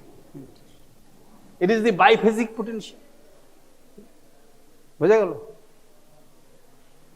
জিনিসটা? সহজ জিনিস না অত্যন্ত? These are all very easy things. It is a monophasic action potential. It may be asked in the examination. Every chance that you get this question, monophasic features of and how it is formed. Depolarization is due to Huh?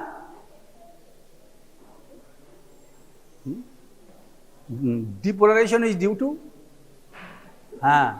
that is the opening of the abrupt opening of large number of voltage gated sodium channels. Voltage gated sodium channels. Clear? Voltage gated sodium channel. And then it will try to bring the membrane potential to its equilibrium potential. What is the equilibrium potential of sodium ion?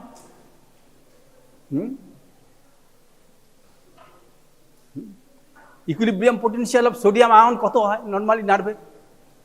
Text বই যারা খুলেছে তারা সঙ্গে সঙ্গে উত্তর দিতে পারবে। Equilibrium potential of sodium ion কত হয়? হ্যাঁ, না, that is the potassium. In case of sodium it is +60, +60 equilibrium potential of sodium ion, ENA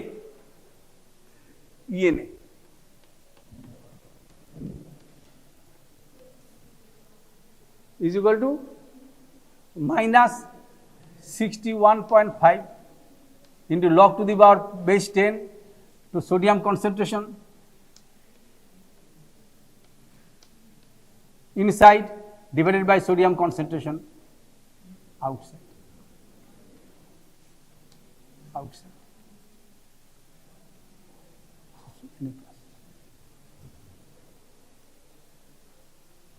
As it is more in the outside, so there will be negative value and it will be +60, roughly +60 millivolt at 37 degree centigrade.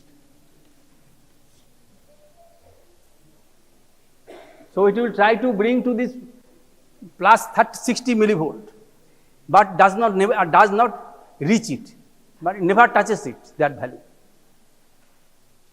And what is the reason? Because the opening of the sodium channel is very transient. অত্যন্ত ক্ষণস্থায়ী।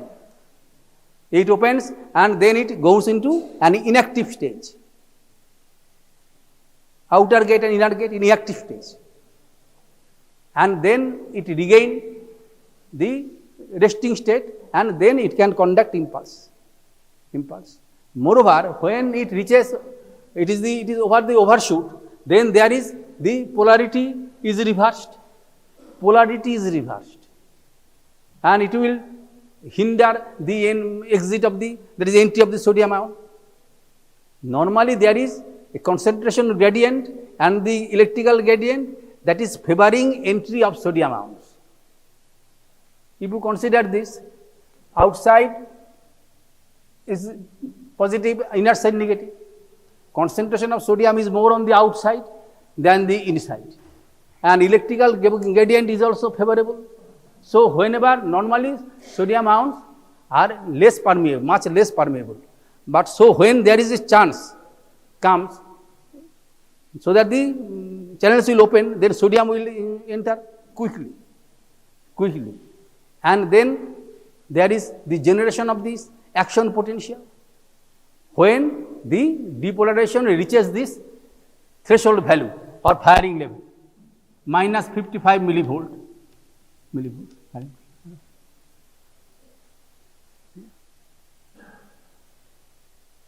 It will try to bring the membrane potential to its favor, that is up to +60 millivolt.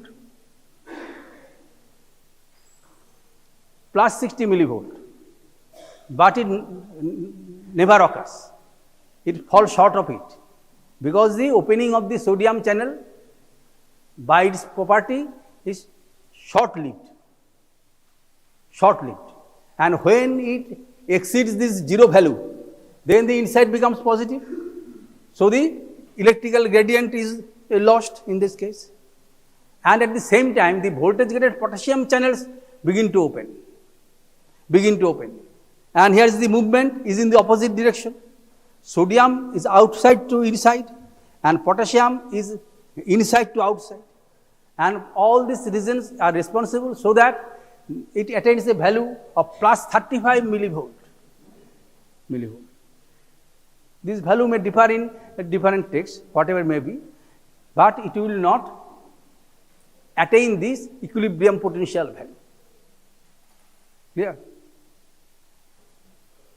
Now it is the biphasic action potential, and here all the electrodes, both the electrodes are outside this membrane. So initially there is no potential difference.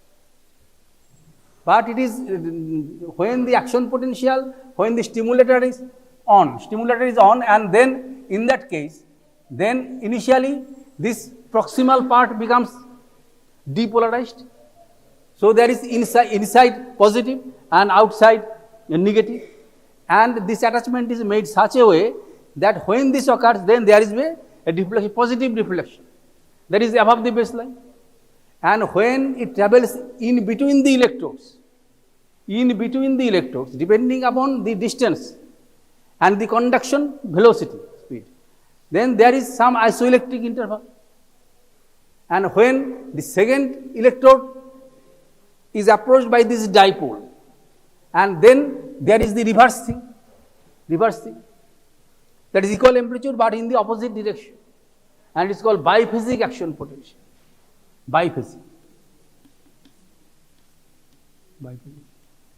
action potential. It can be asked in the oral examination. Oral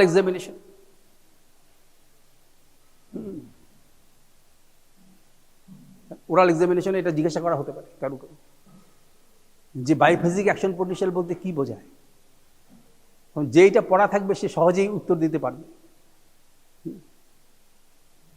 If they are close by, then this gap is narrower. If this position, so it may be this type. In this way, it is the biphasic action potential. Now the action potential that is recorded in peripheral nerves. What is the feature? Electrical activities of the peripheral nerve. সেখানে কিরকম feature পাওয়া যাবে? Peripheral nerves, suppose radial nerve, ulnar nerve, femoral nerve, different types of nerves, and in that case they are bundles of actions of different dimensions and different properties, and their excitability is also different, and from an outside electrode the distance of them also different, and in that case it is possible that whenever there is increase in the stimulus strength, there is gradual increase. When it is recorded close by, then there is gradual increase in the amplitude of the response. Clear?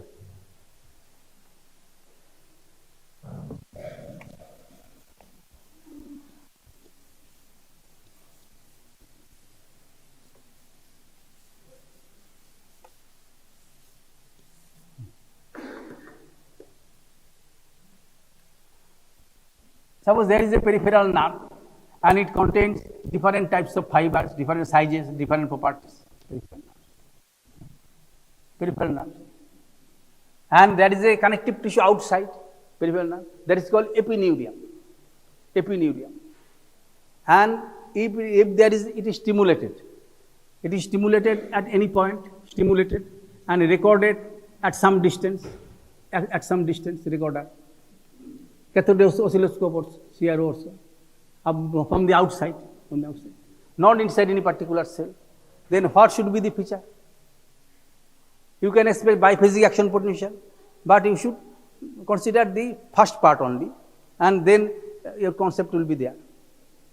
And suppose there is different and it is close by, very close, and in that case you get, suppose it is the stimulus strength, duration, rectangular currents are used for this purpose, demonstration of these properties. Suppose these are sub-threshold, then there is no response. Whatever may be it is 0 millivolt or so, and there is no response up to this 1, 2, 3, and 4. And at 4, some of the actions are stimulated. because they are more excitable. At the stimulus strength, they become active, and action potential can be recorded. Suppose the reversing part is suppressed by the examiner, and this is recorded. Now, if the stimulus strength go on increasing, 5, 6 in this, and you will find that it will increase in height.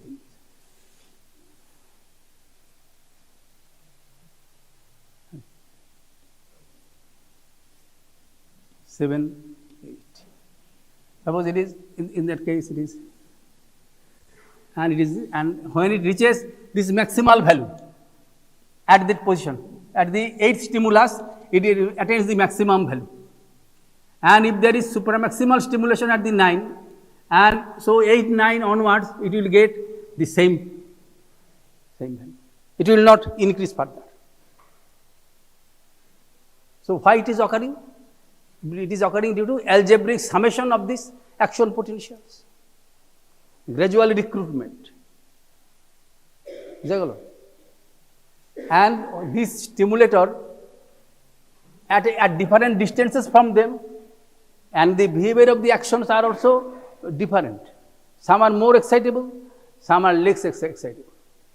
And whenever there is minimal strength at which some of the fibers generate action potential, you get a small wave, small action potential, small sized. But with the increase in the stimulus, more and more fibers becomes recruited. So their stimulus strength is the summation effect. And whenever you get, suppose in this example, it is the stimulus strength and it is the duration. At that position, it reaches the maximum value. And 9, 10, whatever may be the value, then there is no change. And it shows the involvement of all the actions. There is no further scope of action. So it is the maximal stimulus. At the 8th position, you can call it is a threshold, and it is the maximal stimulus. Maximal. And above the supramaximal stimulus. And whenever there is supramaximal stimulus, then there is no response. And it is called compound action potential. Compound action potential. The monophasic action potential, biphasic potential, they are recorded from a single action. And it is the algebraic summation of them. So it is compound action potential from the peripheral nerves. And it is recorded. In our hospital or different department, in physiology department of other institutions, they can record them. Compound action potential to measure the conduction velocity of skeletal muscle and nerve also. Compound action potential. And it is the maximum value, maximal stimulus. And above this, it is supramaximal stimulus. And when this recorder is moved in this way, then there are application of different peaks. At some distance, suppose you get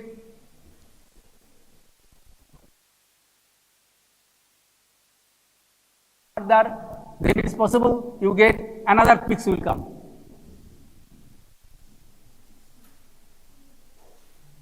And their width will increase. It is called multi-peaked action potential. Multi-peaked action potential. Multi-peaked action potential. And it indicates the types of fiber that is present. Types of fibers and their numbers are present. Multi-peaked action potential. It is the compound action potential. If this stimulus is sub-threshold, then there is no response. And when it exceeds this threshold, some actions that are highly sensitive and close to the stimulated electron, they will fire. And you get a small sized action potential. If the stimulus strength is gradually increased, maintaining the duration same, then there is gradual increase in the height, and up to a maximum level. And it is recorded very close to the stimulator. But you remove it at the distance, then depending on the type of the fibers, then there will be widening of the response, and at the same time there will be appearance of the another peaks. So indicate different types of fiber, alpha, beta, gamma, and how it is because the speed of conduction is not equal. Speed of conduction of them is not equal. So whenever there is distances, then there is chance of difference between them. In a 100-meter dash, when they start, it is difficult to see their separation. But as time progresses, the distances between increases, and it is apparent. It is apparent. Clear? Similar things is happening. It is called multi-peaked action potential, and it indicates the types of fibers that are present. Types of fibers that are present. Okay. It is called compound action potential. It is the behavior of the electrical stimulation of the peripheral nerves. Peripheral nerves. বোঝা গেছে জিনিসটা? খুব সহজ জিনিস এগুলো। হ্যাঁ। Now in an unmyelinated action, you can think how it propagates. How it propagates from one site of stimulation to another. Electrogenesis of the membrane potential or the propagation of the action potential. How it occurs.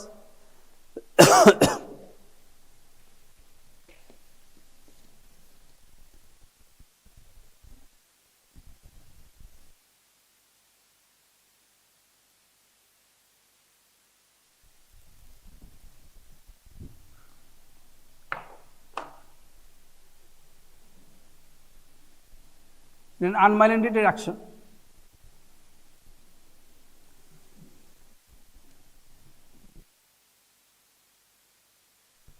in case of unmyelinated action, there is no myelin sheath. They have a simple covering. They have simple covering of the Schwann cells, but not myelination. Myelination you have read in the higher secondary text. Myelin sheath. In the peripheral nervous system, it is produced by Schwann cells. Schwann cells. SCHWANN, Schwann cells.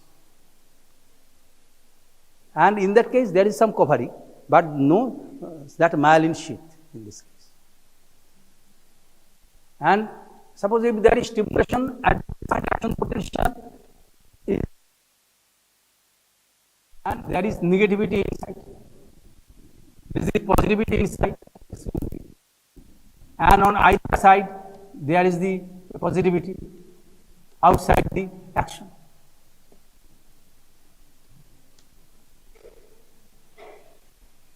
And action potential is being generated at this point. Action potential generated at this point. Then how it propagates to either side? Propagates to either side. Initial part, that is before the threshold level is reached, then it is called, in case of action, it is called subthreshold stimuli. Subthreshold stimuli can change the membrane potential of a neuron, and it is called electrotonic potential. Electrotonic potential. Yeah. Electrotonic potential.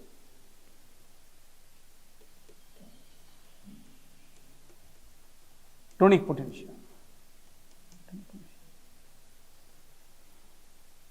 So there is circular current flow from this side to this side.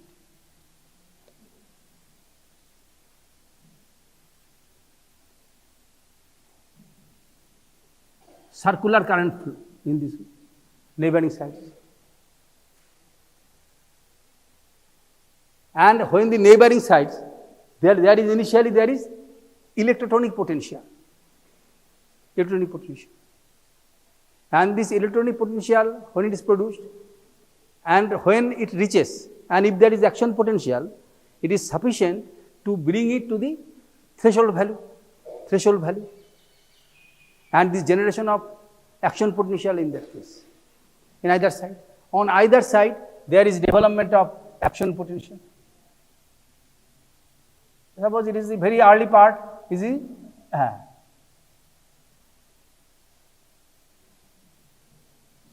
and in this way, action potential will propagate. In this, from this point, both the sides, it will propagate.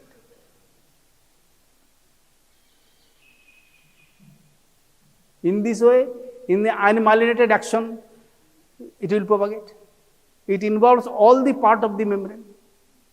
All the part of the membrane. Yeah. Propagation. And so, and its propagation velocity is much lower than that of the myelinated actions.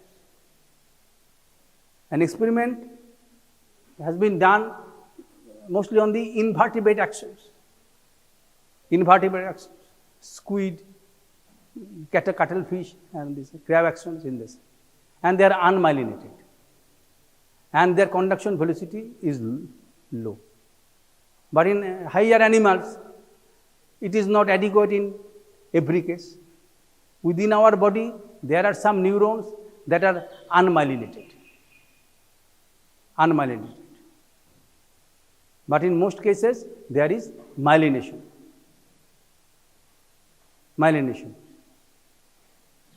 Clear? Suppose 500 μm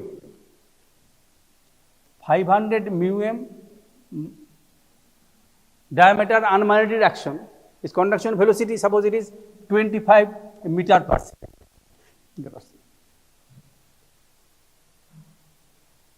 And in case of a mammalian unmyelinated, in case of myelinated, it is, if it is 10 μm, then it is 60 meter per second also.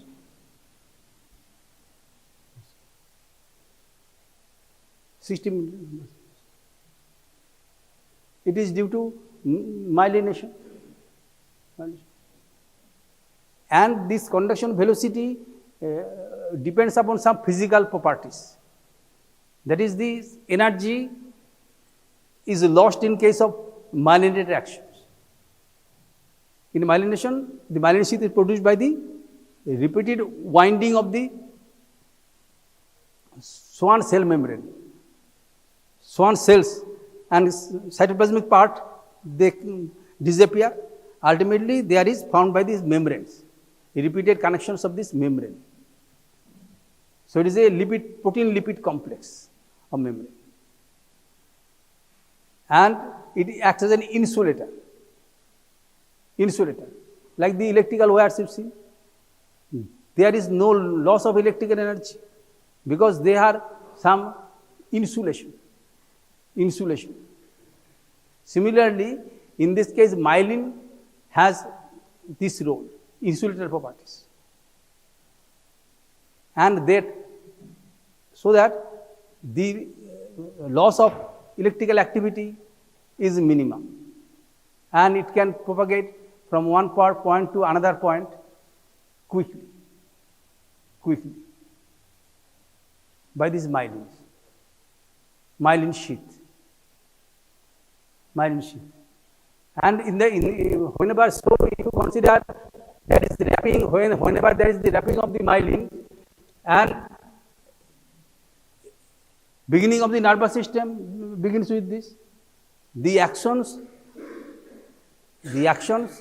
of some neurons that require high speed of conduction must be myelinated. Clear? So that the reflexes will occur within short time, and they are protective in some cases. And myelinated fibers, and if you take the example of a particular action, such as suppose a motor action,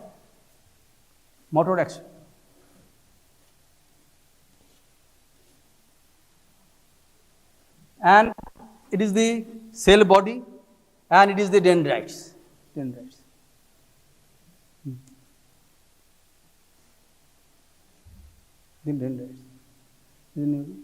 and it is the long action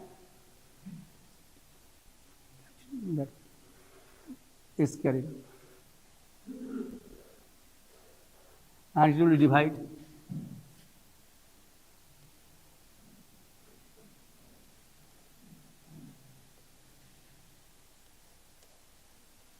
And in this way, there is this production. And this action may be very long. It contains a neuron, average neuron. It may be action in the university examination also. Draw a standard neuron and different parts.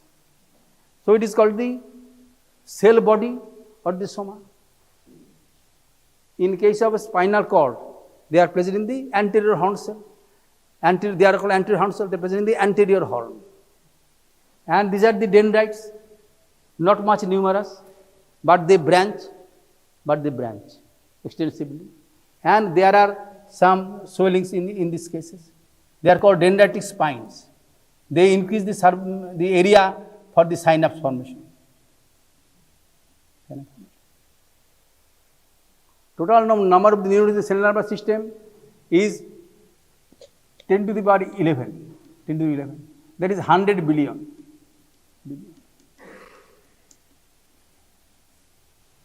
And they are of different size, shapes, according to the requirement of the body, they are produced. But standard cell, if you consider the motor action of the spinal cord, anterior horn, and the action may be 1 meter or more than that.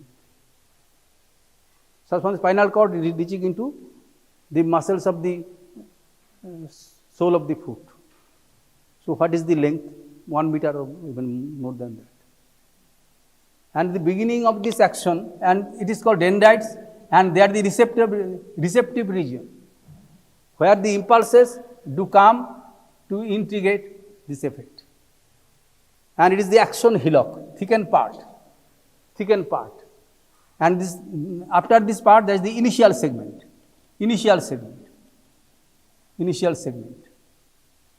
And then there is this myelin sheaths, they will appear.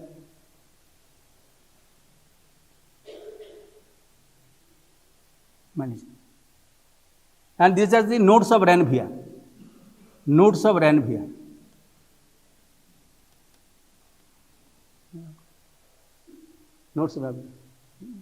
And these are this intermediate distance, 1 to 2 millimeter. 1 to 2 μm, their dimension. Nodes of Ranvier. And these are the myelin sheath. It is produced by the rounding of the actions of the Schwann cells. In case of peripheral nervous system, and in the central nervous system, it is done by the oligodendrocytes.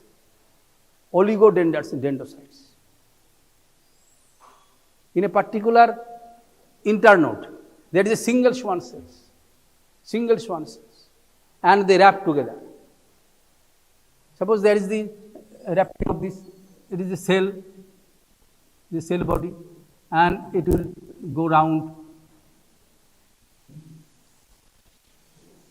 and in this way it will continue.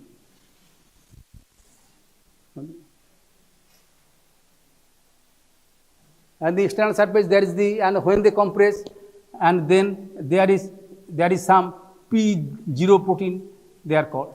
And these mutations of these proteins may be responsible for some clinical features, demyelination also.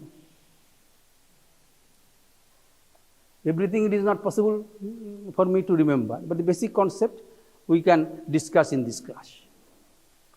Details you will find in different texts. And you can enrich your knowledge from different sources. শুধুমাত্র স্থূল জিনিসগুলোই আমার মতন সাধারণ লোক বলতে পারে, ডিটেইলে আমার ক্ষমতা নেই। Now this class is for to create interest amongst you, and nothing else.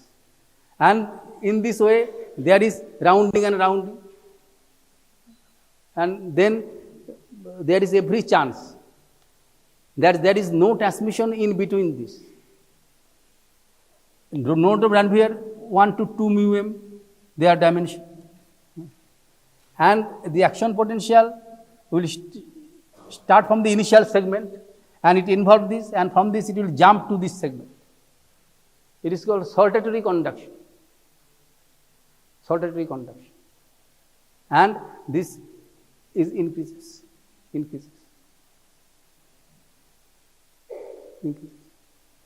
Then what is the utility of this? What is the utility of these wrappings? Numerous wrappings, different layers. If it is 25 wrappings, that is the 50 layers. 50 layers. 50 layers. If it is cross section, 50 layers. And up to 100 wrappings there, then 200. And if the 50 wrappings is 100 times this membrane, that can be. And it is the particular, it is due to the cable properties. It is due to cable properties of the membrane. And it is the physical property. It is the electronic spread of electrotonic depolarization. Suppose you consider the case of the membrane, and then there is the resistance, membrane resistance, Rm. And this, and there is the resistance of this.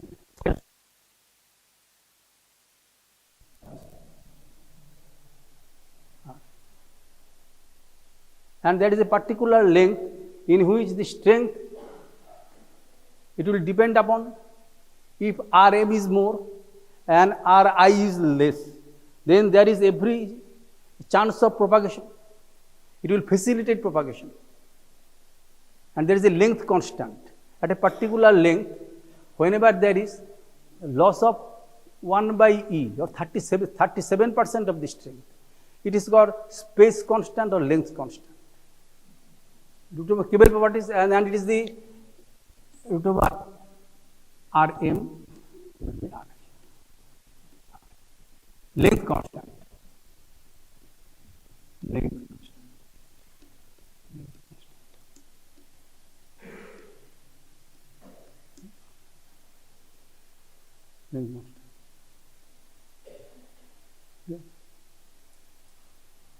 If Rm is much more than Ri, then there is length constant will increase. And if there is one point of stimulation, and at a particular point when the stimulus strength, that is the stimulus strength is, it is in case of not in the action potential, but the electronic potential, subthreshold potential. And in that case, then there is this type of loss with the distance, loss with distance. At a particular point when it is 1 by E of this initial strength or voltage V0, then this indicates the length constant, and it is calculated at this type of value. So more the length constant, more will be it is spread, rapidly spread, and more is the chance of getting close to or up to the threshold level and action potential. Now another is the membrane capacitance.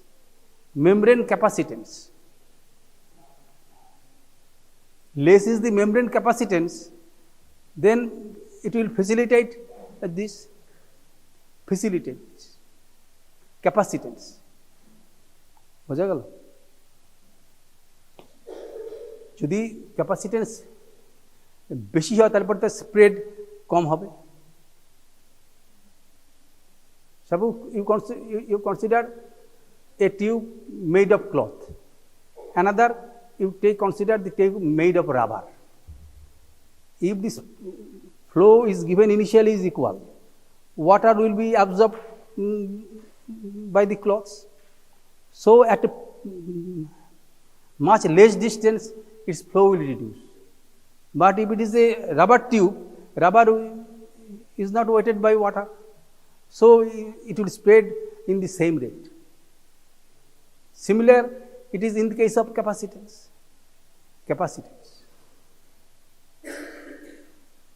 So there is another constant, that is this that contains this type of, that is this, it is the time constant, that is time constant. It is the part of your concept in resistance capacitance circuit. Our plasma membrane has a bilayer lipid core, and it acts as a capacitor. In case of parallel plate capacitor, you have read in the physics, then when the two conductors are separated by a non-conductor, and it forms a parallel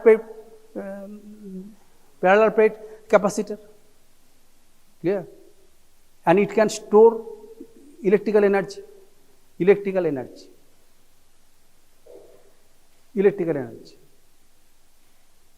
And its discharge, it depends upon the resistance and also this capacitance. When the voltage difference is same, this capacitance, when capacitance go on increasing, then Q is equal to C into V. That is the total electricity in coulombs will increase, and in that case it will take more time, and if the resistance is more, then it will take further more time. So it is RMCM in that type of circuit,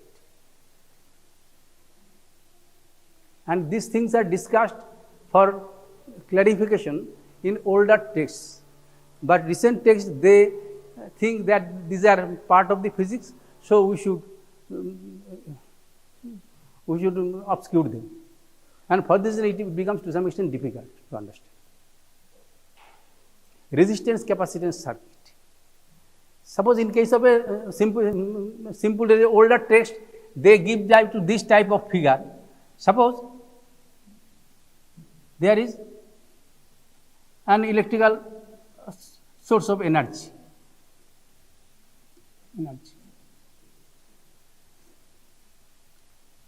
Negative, positive, whatever it may be, and it is the capacitor. This is C.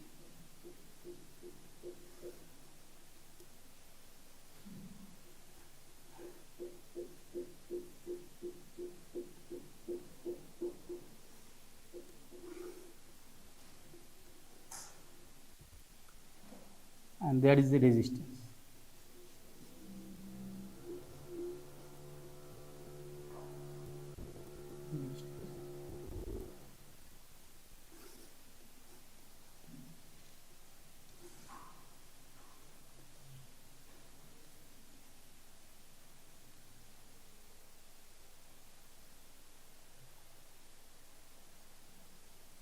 This is the resistance capacitance circuit. It is explained in this way. Suppose it is a particular volt is applied. Suppose it is 10 volt. This EMF is 10 volt. And if it is closed, then current will flow and charge will accumulate within this. Then again it is snapped. Then charge will remain and voltage is equal to this voltage. It is 10 volt. Now if it is in the charged position, A is initially open, it is closed, and the charge accumulates according to the capacitance C into V. And if it is 10 volt, and it will be 10 volt. Now it is opened and charge accumulates. Now if B is closed, there is every chance of discharge. So it will depend upon this capacitance and this resistance. If the capacitance is more, then at the particular voltage there will be more electrical, there is the electrified molecules, coulombs. More coulombs will be there. Q is equal to CV. In a physics text you have learned. So part of physiology belongs to physics also. Yes. So if there is increase in the capacitance, then there will be more electrical charge. And if this R is more, then more time is required for this discharge. And so in that case, in the same way, if you take the exponential value 1 by e, and in that case it becomes, that is this time constant in this circuit, resistance capacitance circuit, it is Rm into Cm. Rm into Cm, time constant. More the time constant, then this, and it is sub-threshold stimuli we are considering. Simply the physical properties of the membrane. Plasma membrane is a capacitance, and its value is microfarad, 1 microfarad, 1 mu f, 1 mu f, 1 mu f per centimeter square is a capacitor. It is a capacitor, and its capacitor has been measured roughly this value. Excitable tissue, 1 microfarad. And this from this concept, you can find out the number of molecules traversing the membrane during change in the membrane potential. Clear? For a particular area, if you consider the membrane potential, it will change, and from this concept, you will find out the number of molecules that is required to be transferred across the membrane to generate the action potential. And older physiology texts that they have this calculation done. And in that case, this change is 0.002% or so. So that whenever the action potential develops, minimum amount, very small amount of the ions do traverse. So that absolute concentration outside the membrane is negligible. Very small amount of ions can traverse. Now, whenever we are considering the case of cell membrane, they give a time constant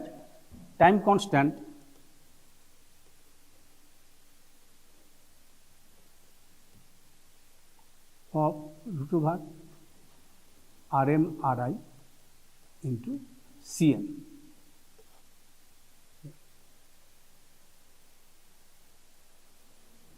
And whenever there is wrapping, suppose 25 wrappings, and in that case, this membrane will, Rm will increase by 50 times,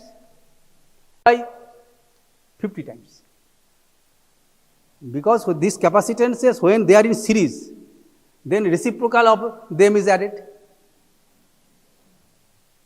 From a knowledge of physics, you know that when there is, then 1 by Ct total is equal to 1 by C1 plus 1 by C2 plus 1 by C3 in this way. Suppose it is 50 times, 50 values, up to 50 times. So, and if they are all equal, same membrane, same structure, they are equal. So, this Ct becomes C by 50. As the action diameter does not change, this Ri remains constant. And if there is 50 times, then this value, time constant will be root over 50 Rm into Ri by Cm by 50. So, its relation with this is that root 50 by 50. So, it will become 50 by root 50.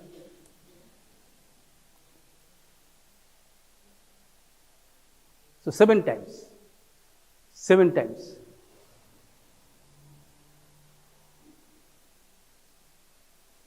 Reduction is 7 times in this way.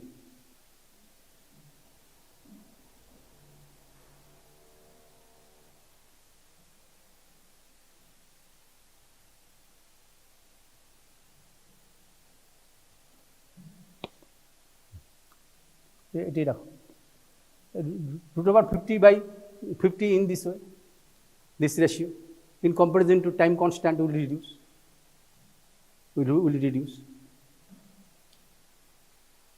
The basic concept is they will reduce the time constant. So within the short time it will be excited. because it is 50 and it is root 50. 7, 7 49. So 1 by 7 will be this value. So 7 times increase in the velocity of conduction.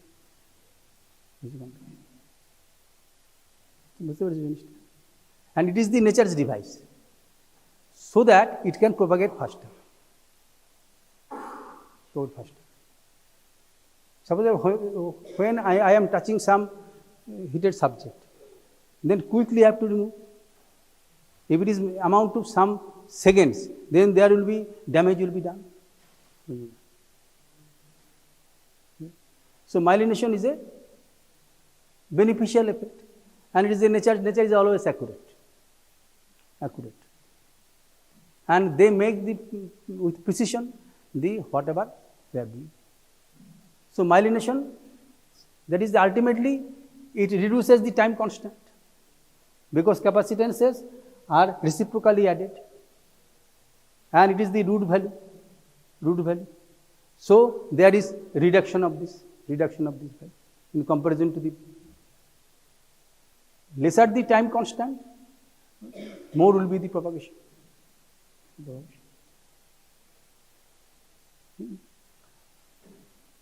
So from this figure, you can understand that the time constant and the length constant, they coming in concert.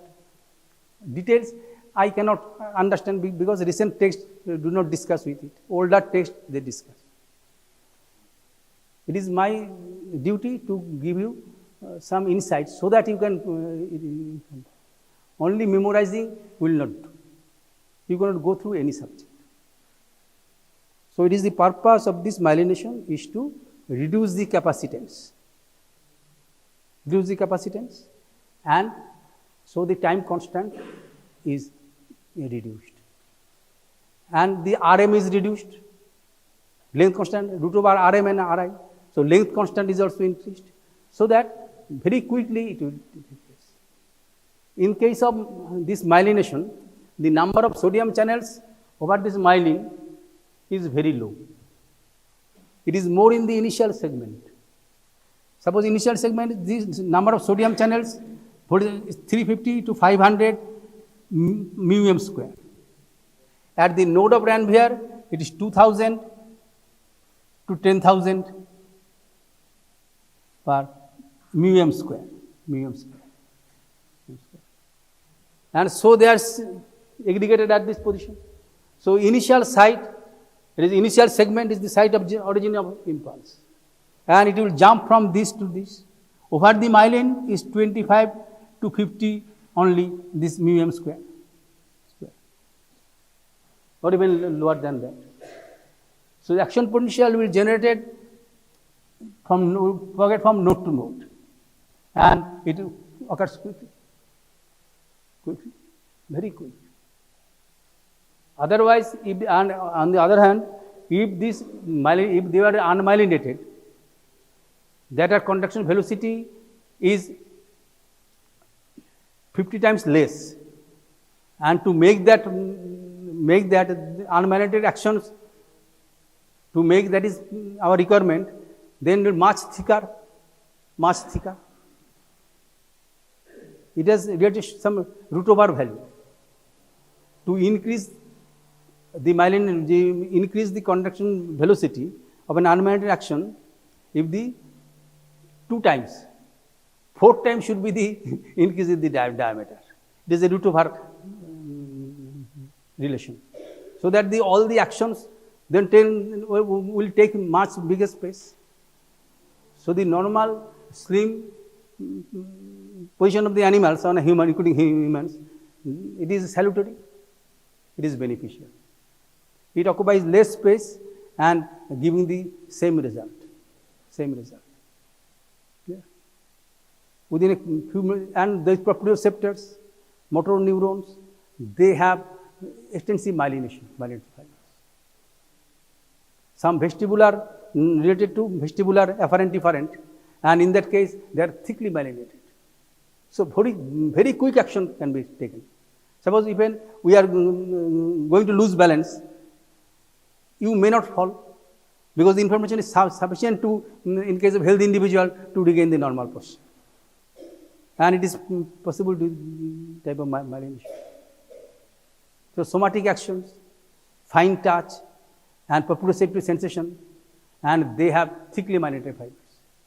On the other hand, the fibers that are not much required, as in autonomic system, postganglionic sympathetic or preganglionic autonomic nerve, where there is not such requirement, emergencies.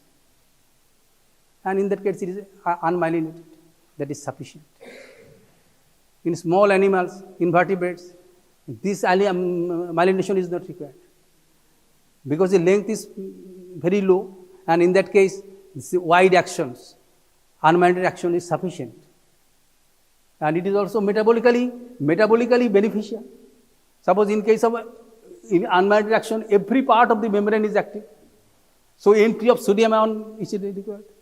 And to drive out the sodium ion by sodium potassium ATPase from everywhere is much energy consumed. But in this case, it is only from the smaller sites. In comparison to surface area, it is almost negligible.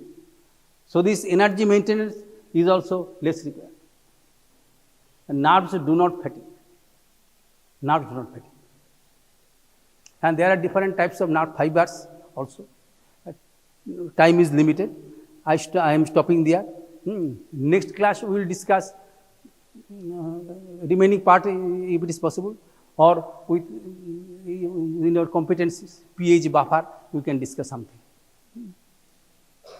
I stop today. Thank you. What are the major pathways of the carbohydrates metabolism? Glycolysis, TCA cycle, gluconeogenesis, glycogen breakdown, glycogen synthesis. Carbohydrate metabolism is concentric with glucose. That is, glucose occupies the central position of the carbohydrate metabolism. I am just overview of the carbohydrate metabolism. Glucose occupies central position of the carbohydrate metabolism. Where from glucose comes and where glucose goes. Glucose কোথেকে আসছে এবং glucose কোথায় যাচ্ছে? Glucose goes to the one of the oxidative pathway that is known as glycolysis. The purpose is the energy. Another oxidative pathway is the phosphate pathway.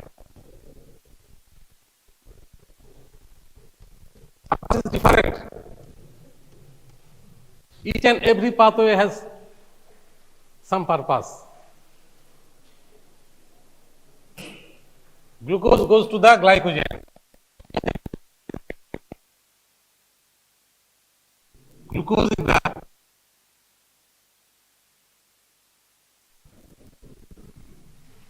after feeding, after taking foods, not all foods are utilized for energy. There is always a surplus food, and that surplus energy is converted to glycogen first, and even then it is surplus, it is converted to triglyceride. প্রথম surplus glucose will be converted to glycogen. First, glucose surplus will be converted to glycogen, and even the glycogen store is filled up. Liver has capacity to store the glycogen. If when glycogen store is filled up, then what will be the fate of the excess glucose? It will be converted to fat. So this is the outflow of the glucose. What is the inflow? Inflow is the where from glucose comes. Glucose comes from diet, but it is absorption. And absorption.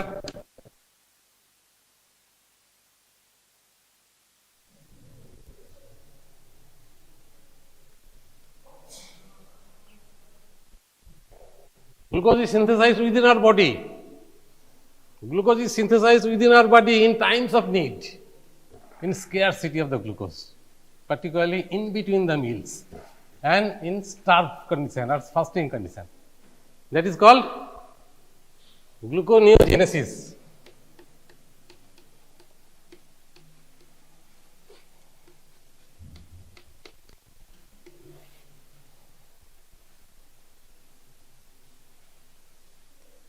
In starvation or when we do not take food, two events occur of the carbohydrate metabolism. First of all, glycogen is broken down. Glycogen is broken down to glucose in starvation. This is during feeding condition.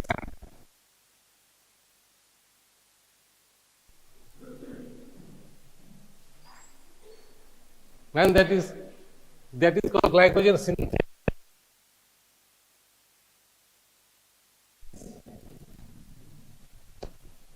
And glycogenolysis.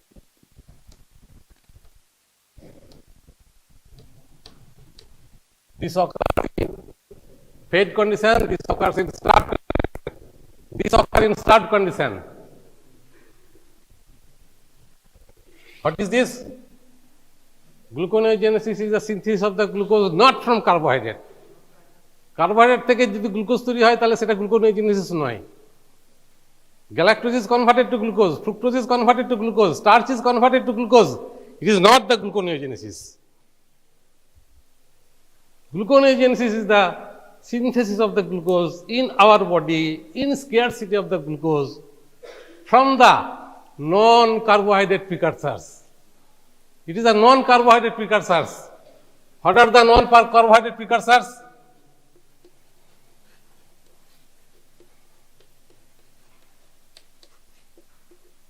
When glucose is converted, when non-carbohydrate precursor is converted to glucose, it is called gluconeogenesis.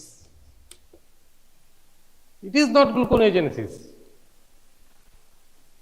It is not gluconeogenesis. This is gluconeogenesis. Non-carbohydrate precursors means pyruvate. It is not carbohydrate, it is a amino acid. Alanine, it is not carbohydrate, it is amino acid. Glycerol, it is an alcohol coming from breakdown of the fat. Succinyl-CoA, intermediate of the all the intermediate of the Krebs cycle. Oxaloacetate, these are not the carbohydrates, but these can be converted to glucose, and that is called gluconeogenesis.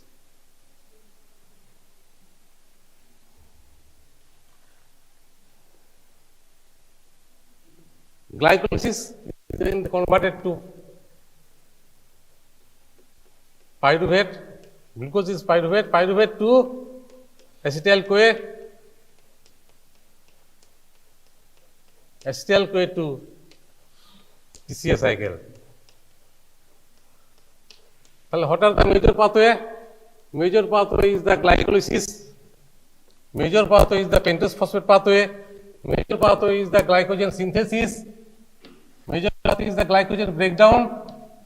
Major pathway is the gluconeogenesis, and major pathway is the TCA cycle. These are the 6 major pathways of the carbohydrate metabolism. 6 major pathways of the carbohydrate metabolism. And all these pathways occur in our body in a very regulated manner, in a very coordinated manner. The purpose of that coordination, purpose of that regulation is constancy of the blood glucose level, that is maintenance of the blood glucose level, that is from 70 to 100 milligram per dl, and this maintenance is very, very necessary. This maintenance of the glucose is very, very necessary, and this can only occur if all these pathways occur in a coordinated manner. Purpose of this coordination is glucose is necessary for the brain and the RBC. Maintenance of the blood glucose is necessary, one for the brain and another for the RBC. These are the major pathways. There are also minor pathways. What are the minor pathways? Minor pathways are the uronic acid pathway.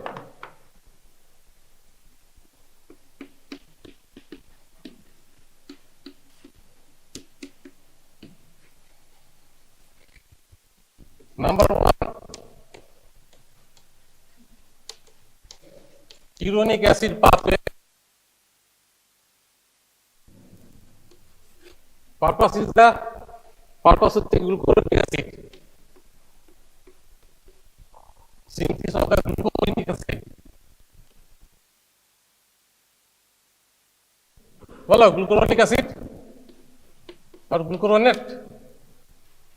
Glucuronic acid is necessary for conjugation of the bilirubin. Glucuronic acid is necessary for conjugation of bilirubin, and that is synthesized from the glucose by the pathway known as uronic acid pathway. Synthesis of ascorbic acid or vitamin C. We cannot synthesize ascorbic acid because of the deficiency of an enzyme of this uronic acid pathway. But cattle can synthesize.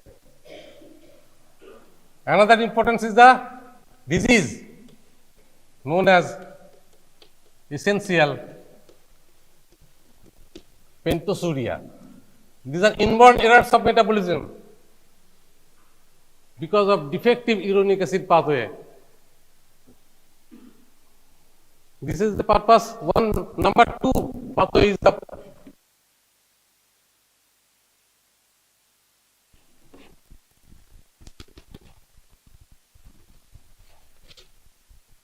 glucose will be converted.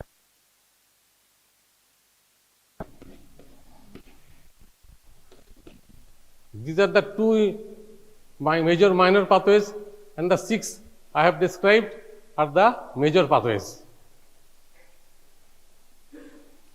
Each and every pathway has significance. Each and every pathway has some purpose.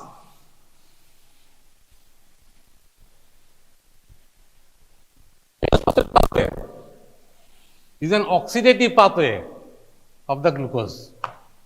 It is an alternate way of oxidation of the glucose other than glycolysis.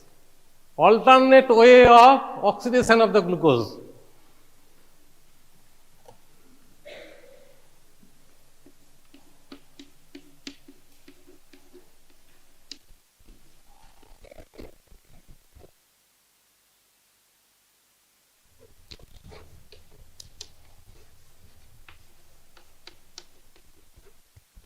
Why it is alternate pathway? When there is a glycolysis, the principal oxidative pathway of the glucose, principal oxidative pathway of the glucose is the glycolysis. In spite of this glycolysis, there is another alternate pathway of the glucose oxidation, that is pentose phosphate pathway. Why this is alternate pathway is necessary? Yes, there is some purpose. Now, glycolysis, we compare glycolysis with pentose phosphate pathway.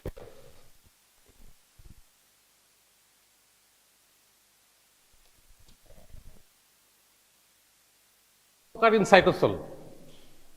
Common features of this two pathway, both are oxidative pathway, both occur in the cytosol.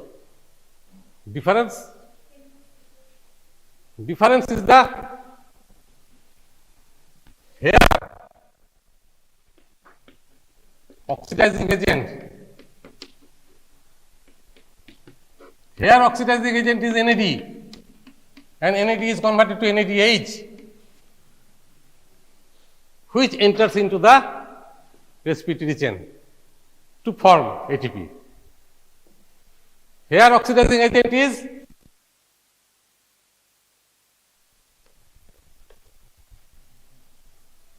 here NAD is converted to NADH.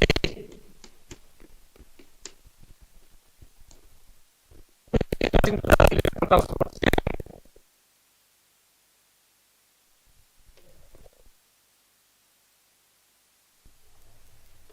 এটা etc তে যায় না,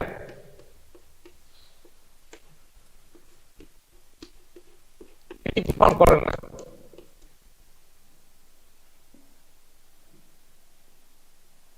So there is obviously some purpose other than energy purpose. What is that purpose? Purpose কি? এখানে purpose হচ্ছে energy. এখানে purpose is different from energy. Purpose is the two important molecules.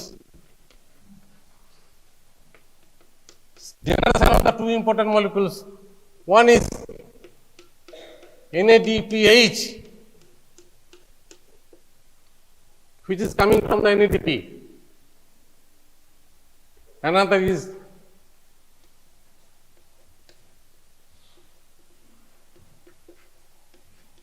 ribose 5-phosphate.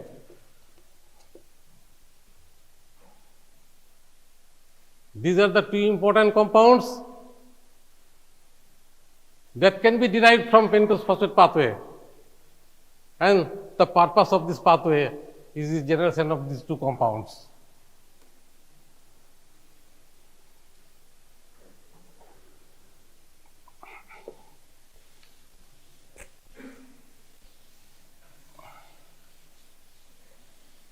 এখানে কিন্তু only C6 carbon আছে and C3 আছে।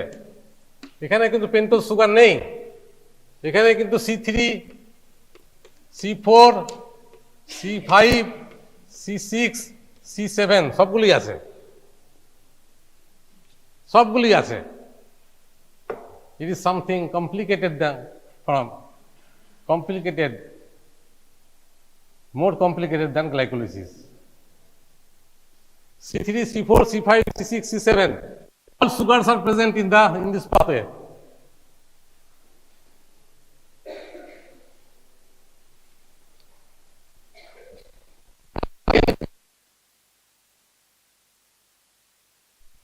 What is the purpose of the NADPH? মানে what is the why NADPH লাগে? NADPH role. What is the role of NADPH? Reductive biosynthesis. Just one language, reductive biosynthesis.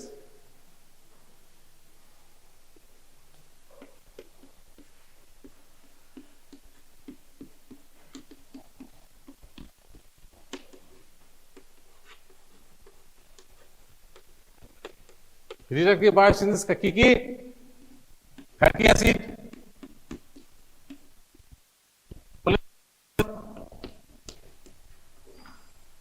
steroid hormone,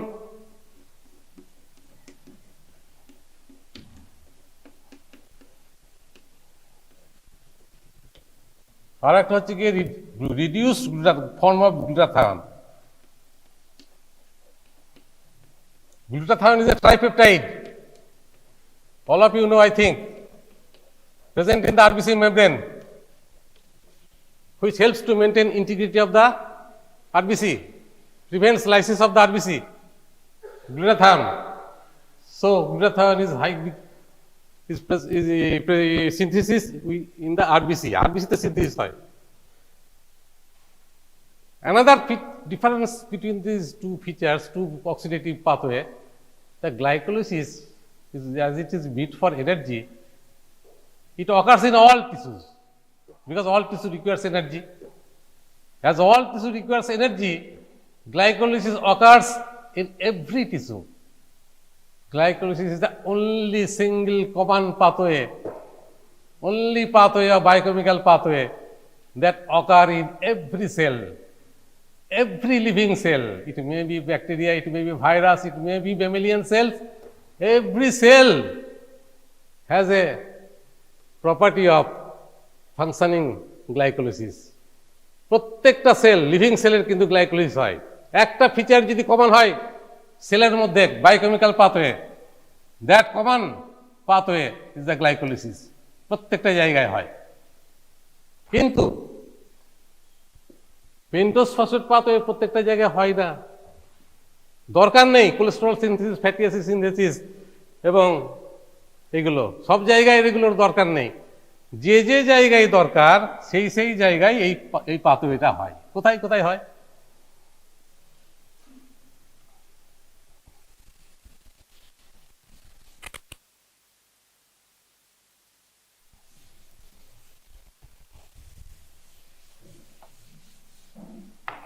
কোথায় কোথায় হয়?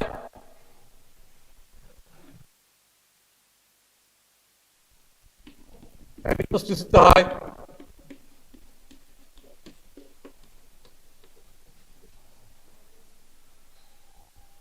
তারপরে আর বিস্তার হয়। তার আগে বলতে হবে অ্যাড্রেনাল কর্টেক্স।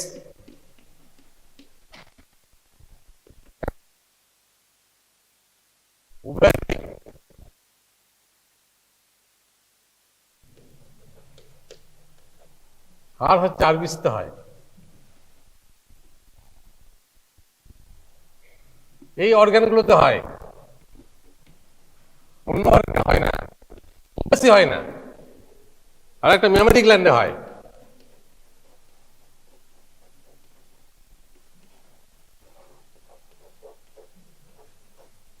অন্য সেলগুলোতে খুব একটা হয় না।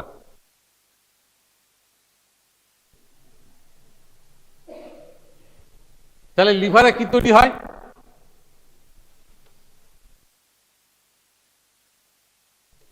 লিভারে তৈরি হয় ফ্যাটি অ্যাসিড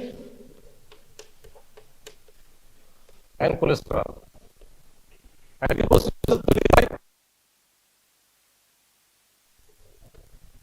এখানে তৈরি হয় স্টেরয়েড হরমোন।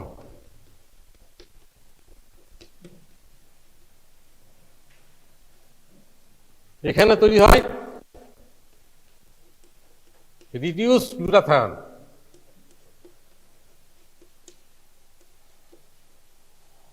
এখানে তৈরি হয় ফ্যাটি অ্যাসিড।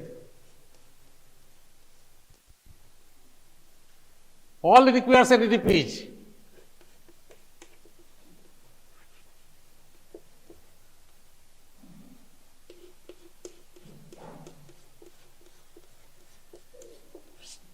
সবটাই এনএডিপিএস দরকার, এবং যেখানে যেখানে এনএডিপিএস এর জন্য এনএডিপিএস না থাকলে পরে এই হরমোনগুলো তৈরি হবে না, এই সাবস্টেন্সগুলো তৈরি হবে না, এবং সেই জন্য এই সাবস্টেন্সগুলো যেখানে যেখানে তৈরি হয় সেখানে সেখানে সেই সেই টিস্যুতেই পেন্টোজ ফসফেট পাথওয়ে হয়।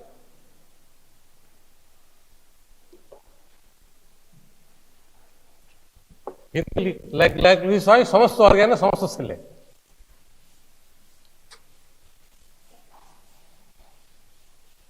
আর একটা ইম্পর্টেন্স হচ্ছে কি ribose. Ribose is necessary for synthesis of the nucleic acids.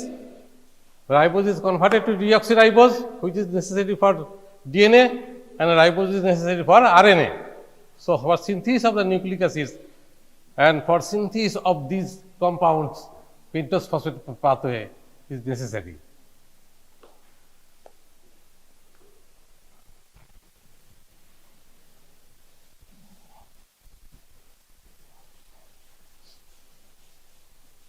Purpose is and the clinical importance is what is the clinical importance of this pathway? Clinical importance of this pathway.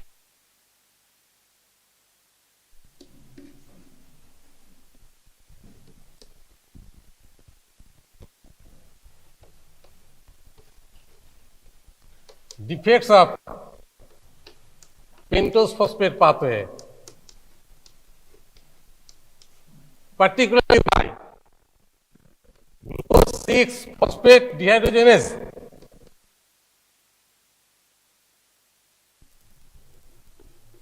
key enzyme of the pentose phosphate pathway.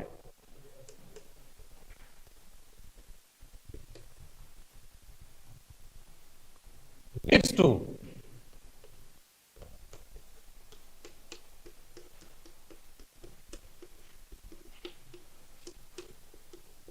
hemolytic anemia. I will describe later on Why hemolytic anemia occurs due to defective pentose phosphate pathway? It is a matter of discussion. Clinical importance হচ্ছে hemolytic anemia হবে যদি এই pentose phosphate pathway defect হয়. Go to start the pathway. Biochemical pathway is divided into two stages.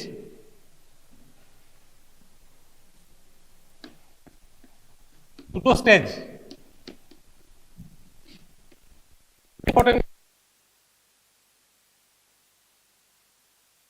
oxidative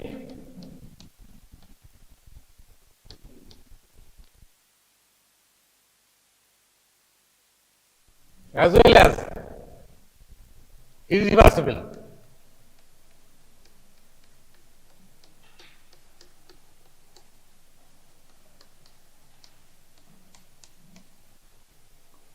Number non-oxidative and irreversible. Reversible.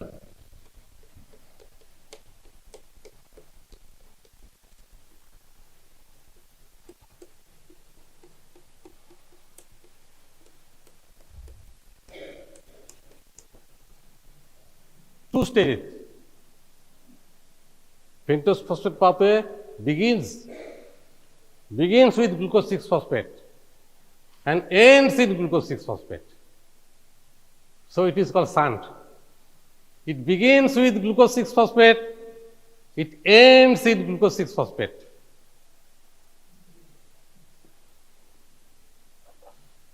Now, first of all, oxidative pathway. Oxidative pathway contains two enzymes,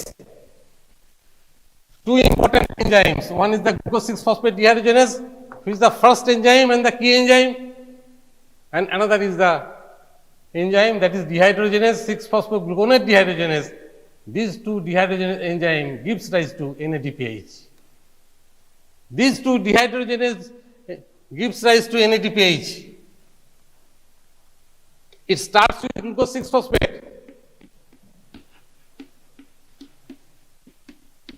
which is coming from glucose by the reaction catalyzed by either by hexokinase or by glucokinase. Glucose 6-phosphate undergoes dehydrogenation with the glucose 6-phosphate dehydrogenase, and it is obviously it is the oxidoreductase. Oxidized glucose 6-phosphate is oxidized. Oxidized agent is which gets reduced to NADPH.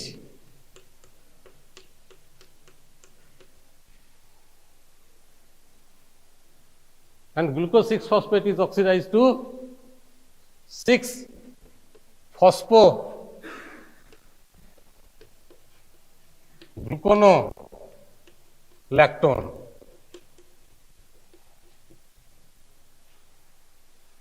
আমি structure রেখে কিন্তু বিব্রত করতে চাইছি না। 6-phosphogluconolactone, তবে এখানে একটা এনএডিপি তৈরি হলো।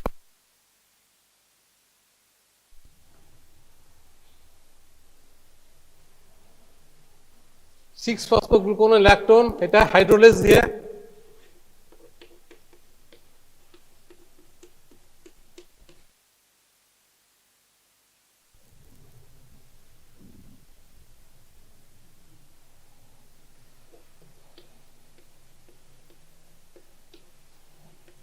ফসফোগ্লুকোনেট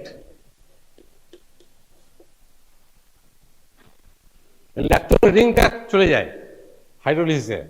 গ্লুকোনোল্যাকটোন যে একটা ল্যাকটোনের রিং তৈরি হয়, that ring is vanished by hydrolysis with the enzyme hydrolase, and the specific name is a lactonase. Phosphogluconate again undergo this type of reaction. This type of reaction means another dehydrogenase, 6-phosphogluconate dehydrogenase. এখানে phosphate substrate dehydrogenase, substrate dehydrogenase, phosphonate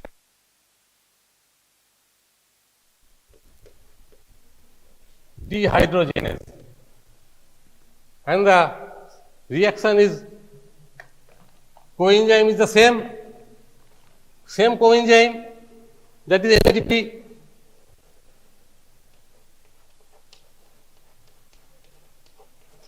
NADP, which is converted to NADPH.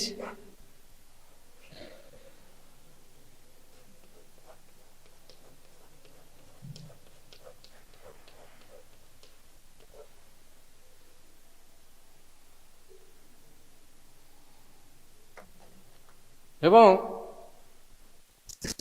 sugar is converted to carbon sugar with elimination of one carbon dioxide. With elimination of one carbon dioxide, এখানে elimination of carbon dioxide হয় না, সেই জন্য এখানে 6 carbon becomes 5 carbon, and that 5 carbon sugar is the ribulose 5-phosphate. 5 carbon sugar by elimination of carbon dioxide becomes ribulose 5-phosphate. What is ribulose? It is a ketose sugar.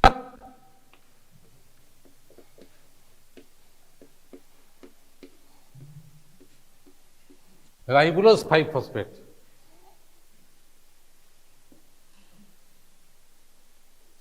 এখানে একটা intermediate একটা তৈরি হয় 6-phospho,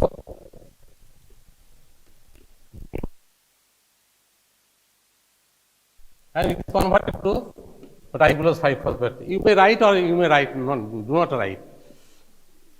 But ribulose 5-phosphate is the end product. It is the end of the oxidative pathway and the beginning of the non-oxidative pathway. The ribulose 5-phosphate is the end of the oxidative pathway and beginning of the non-oxidative pathway. It is a pentose sugar, 5 carbon sugar, and 5 carbon sugars is rearranged to 6 carbon sugar, and ultimately to glucose 6-phosphate will be converted to glucose 6-phosphate.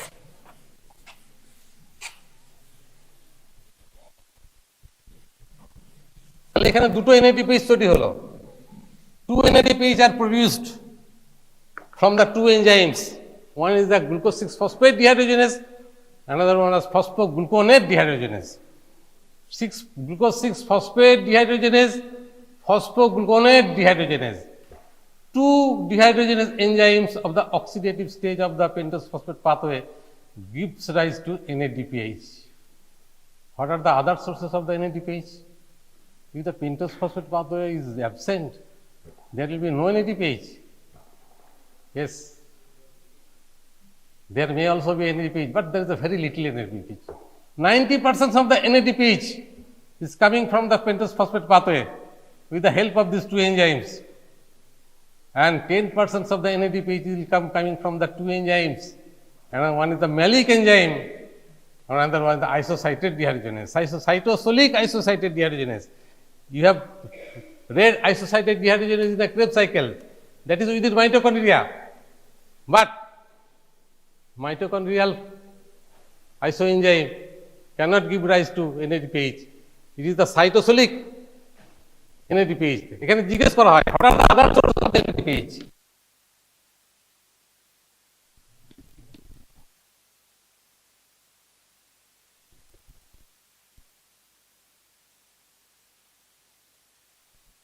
কিন্তু এই pentose phosphate pathway থেকেই আসবে। কি enzyme? একটা হচ্ছে malic enzyme, pyruvate থেকে তৈরি হয়, পাইরুভেট থেকে ম্যালিক অ্যাসিড তৈরি হয়, NADPH তৈরি হয়। ম্যালিক এনজাইম আর একটা হচ্ছে আইসোসাইট্রেট dehydrogenase.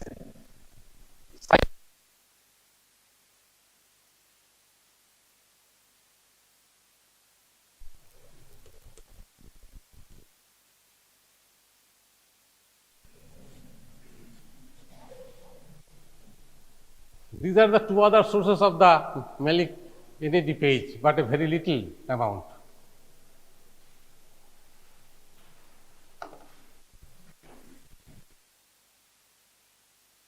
Oxidative, a non-oxidative stage, that is starting from ribulose 5-phosphate.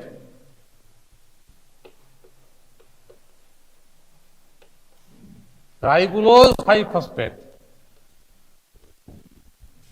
This is the end product of the oxidative stage. Ribulose 5-phosphate এখানে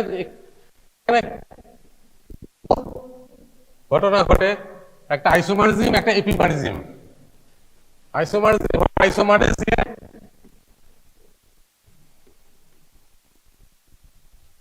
Isomerase there, keto sugar is converted to aldose sugar.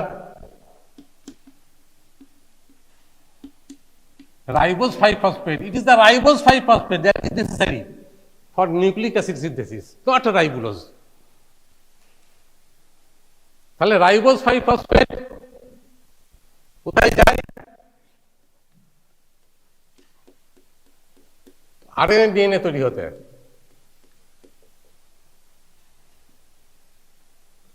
আর একটা হয় এপিমারেজ।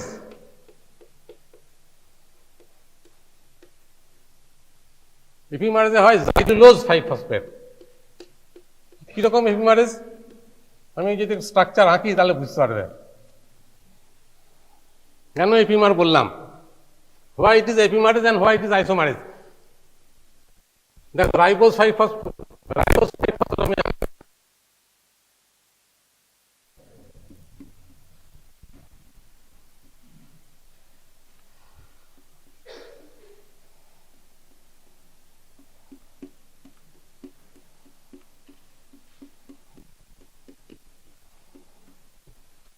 Ribose ribose এখানে যদি phosphate হয় তাহলে এটা ribose 5-ফসফেট। ঠিক আছে, রাইবোজটা কি? কিটো সুগার। কিটো সুগার যদি হয় কোথায় কিটো?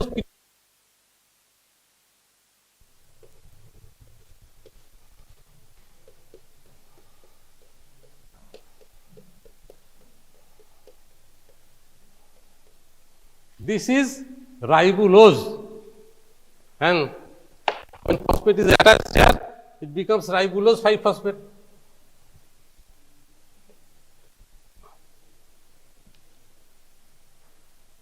দেখো রাইবোজ আর রাইবুলোজ এটা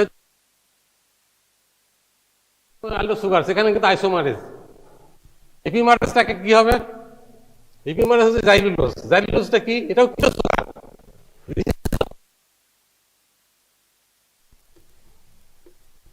গ্রুপ থাকবে কিন্তু এখানে ওই এইচটা পাল্টে যাবে।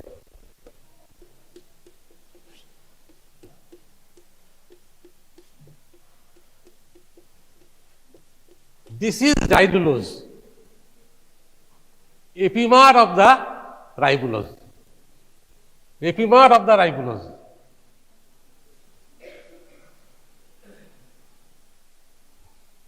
ওকে, তাহলে জাইলুলোজ 5-ফসফেট মানে দিস ইজ জাইলুলোজ 5-ফসফেট। তাহলে দুটো এনজাইমের কথা বললাম, এছাড়া আরো দুটো এনজাইম লাগে, একটা হচ্ছে ট্রান্সকিটোলেজ, একটা হচ্ছে transaldolase. In case of pentose phosphate pathway in non-oxidative stage 4 enzymes are necessary. One is isomerase, another one is epimerase, third one is the transketolase, fourth one is the transaldolase. Now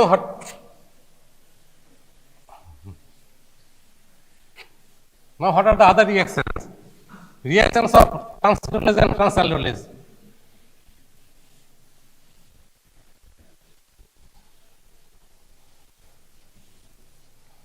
Ribose 5-phosphate produced here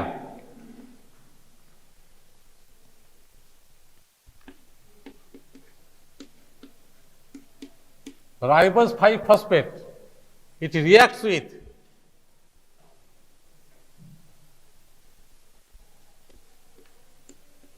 xylulose 5-phosphate, epimer of the ribose 5-phosphate.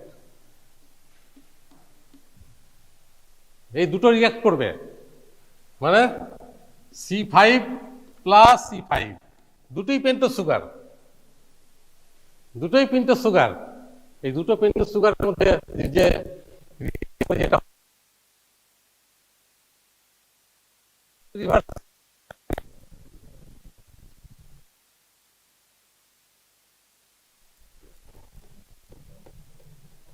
pseudoheptulose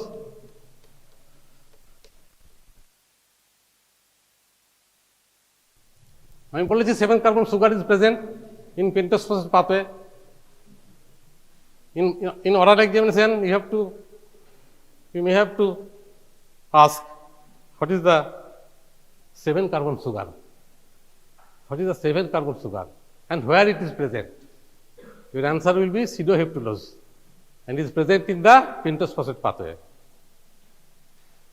Pseudoheptulose 7টা 5 আর 5 10 হয়, কটা থাকছে? 3 ভাগই থাকছে।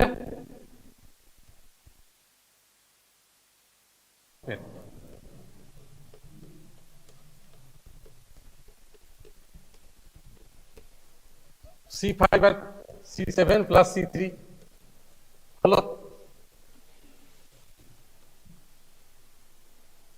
Enzyme.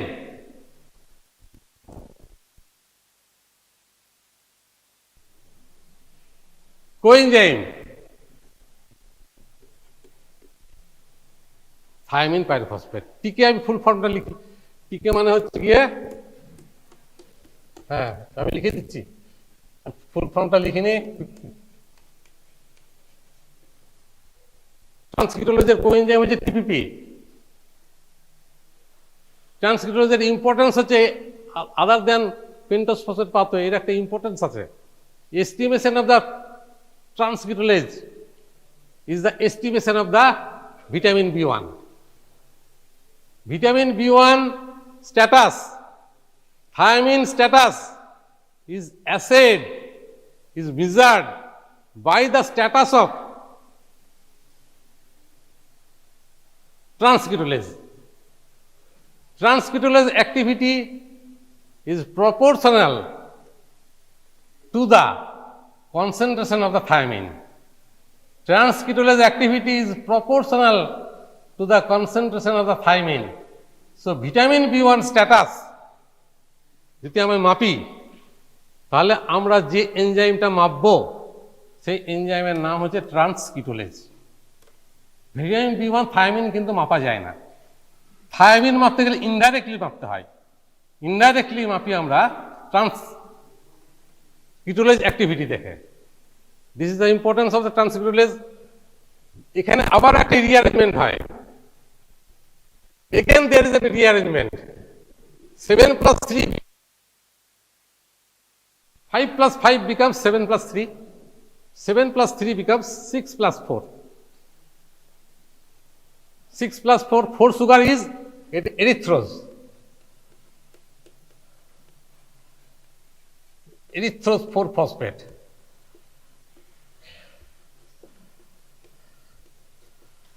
Erythrose 4 phosphate is 4 carbon or 6 carbon sugar is the fructose 6 phosphate, which can be converted to glucose 6 phosphate. Glucose 6 phosphate থেকে শুরু করেছিলাম, glucose 6 ফসফেটে শেষ করলাম, এবং আরো গ্লিসারালডিহাইড 3 ফসফেট, এই যে ইরাইথ্রোজ 4 ফসফেট, তাহলে এখানে কি হলো? C6 plus C4।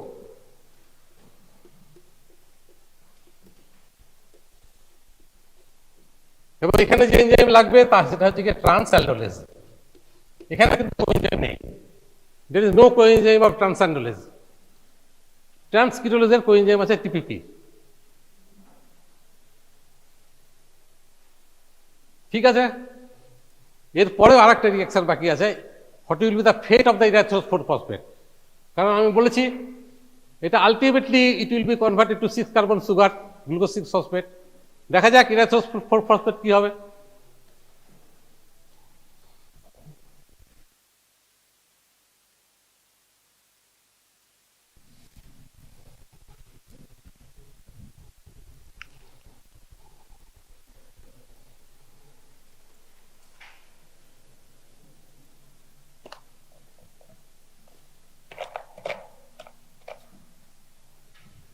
তাহলে এরাইথ্রোজ আর একটা রিয়াকশন আছে যেটা এরাইথ্রোজ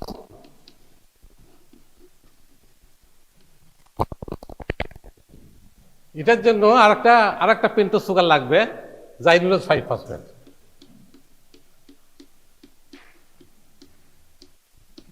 Xylulose 5-phosphate is the epimer of the ribulose 5-phosphate. So the enzyme is the epimerase. তাহলে এখানে C5 C4 plus C5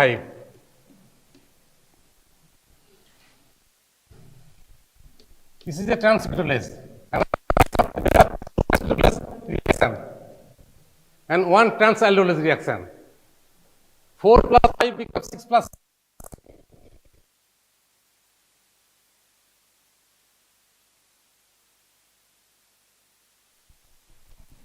this is aldehyde.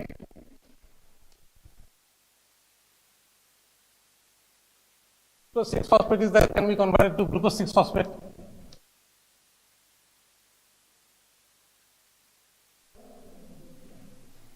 এটা অ্যালডোলেস দিয়ে ট্রিট করো। গ্লাইকোলিসিস চিন্তা করো, গ্লাইকোলিসিস কি হবে অ্যালডোলেস দিলে পরে? ফ্রুক্টোজ 1,6 বিসফসফেট হবে।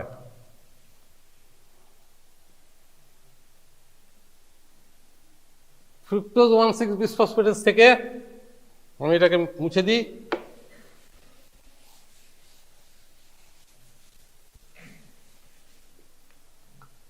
এটাকে মুছে দিলে fructose 1,6 bisphosphatase, fructose 1,6 bisphosphatase enzyme of the gluconeogenesis কি হবে? Fructose 6 phosphate. তিন কার্বন, তাহলে এটা হাফ হবে, এটাও হাফ হবে, হাফ গ্লুকোজ 6 ফসফেট। তাহলে গ্লুকোজ 6 ফসফেটই কিন্তু শেষ হবে। তাহলে কি দাঁড়ালো? কি রিয়াকশন গুলো, রিয়াকশনটা কি হলো?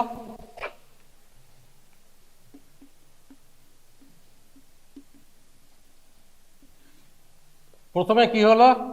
C5 রাইবোজ রিয়াক্ট উইথ জাইলুলোজ, তাহলে C5 প্লাস C5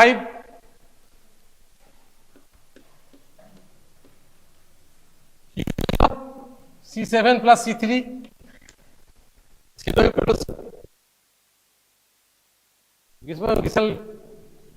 এনজাইম হচ্ছে কি? ট্রান্সক্রিপ্টোলেজ। 1 নম্বর রিয়াকশন।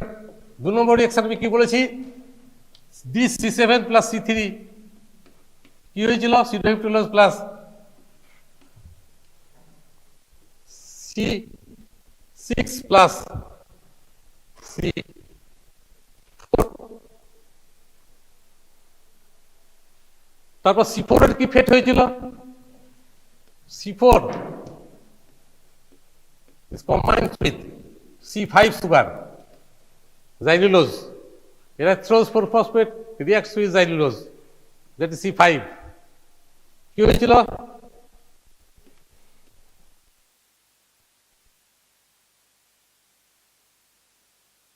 ট্রান্সঅ্যালডোলেজ, এটা ট্রান্সকিটোলেজ। নেট রিঅ্যাকশনটা কি হচ্ছে? What is the net reaction? Net reaction দেখো, বাদ চলে যাবে, বাদ চলে গেল,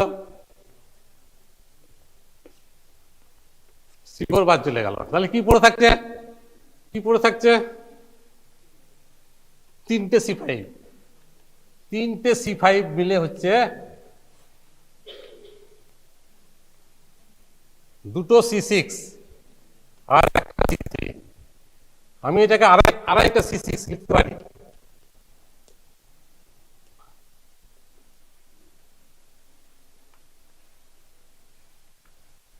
তিন 5 15, 6 2 12, 3 15। নেট রিয়াকশন দেখো, 3টে পেন্টোজ সুগার মিলে 2টো হেক্সোজ সুগার এবং একটা হাফ সুগার, হাফ হেক্সোজ, আড়াইখানা hexose sugar, that is in the আড়াইটা গ্লুকোজ 6 ফসফেট। আমি যদি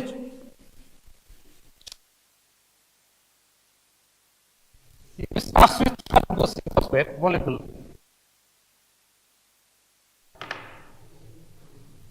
Suppose I am starting from 6টা glucose 6-phosphate. 6টা glucose 6-phosphate থেকে যদি 6টা কার্বন ডাইঅক্সাইড বেরিয়ে গেল,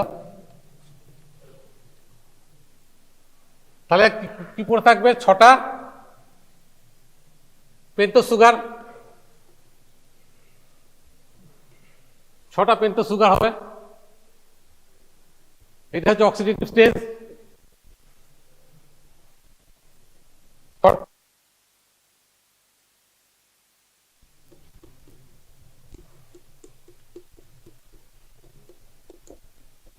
যদি 3টে থেকে যদি 2.5টা হয়, তাহলে 6টা থেকে হয় 5টা,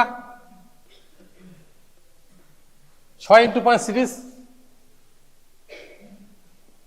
হবে তো। তাহলে 6টা হেক্সোজ 6-phosphate or 6টা 6-phosphate is ultimately converted to 5টা glucose 6-phosphate, এবং একটা কার্বন বেরিয়ে যাবে in the form of carbon dioxide.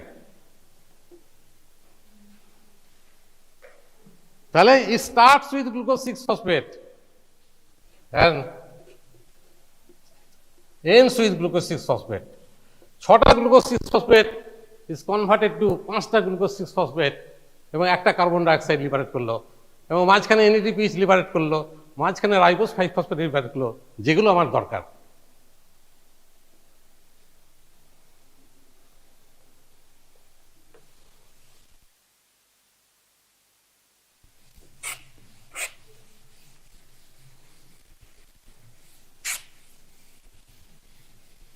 Oxidative stage R non oxidative স্টেজের মধ্যে তফাৎ বুঝি ক্লিয়ার? অক্সিডেটিভ ফেজ হচ্ছে রিভার্সিবল, ইরিভার্সিবল, নন অক্সিডেটিভ ফেজ হচ্ছে irreversible. Defects in the pentose phosphate pathway may lead to haemolytic anaemia. কেন haemolytic anaemia হয়? Because of the deficiency of the NADPH। NADPH যদি না থাকে তাহলে reduce form of the glutathione তৈরি হবে না, আর যদি reduce form of the glutathione তৈরি যদি না হয়, RBC gets lysis. There will be lysis of the RBC in absence of the NADPH. In absence of the NADPH means absence of the glutathione, reduced form of the glutathione. Absence of the reduced glutathione means rupture of the RBC membrane. That will be hemolysis. So pentose phosphate pathway defects due to defects of the key enzyme glucose 6-phosphate dehydrogenase will lead to hemolytic anemia. I will discuss it in the next class.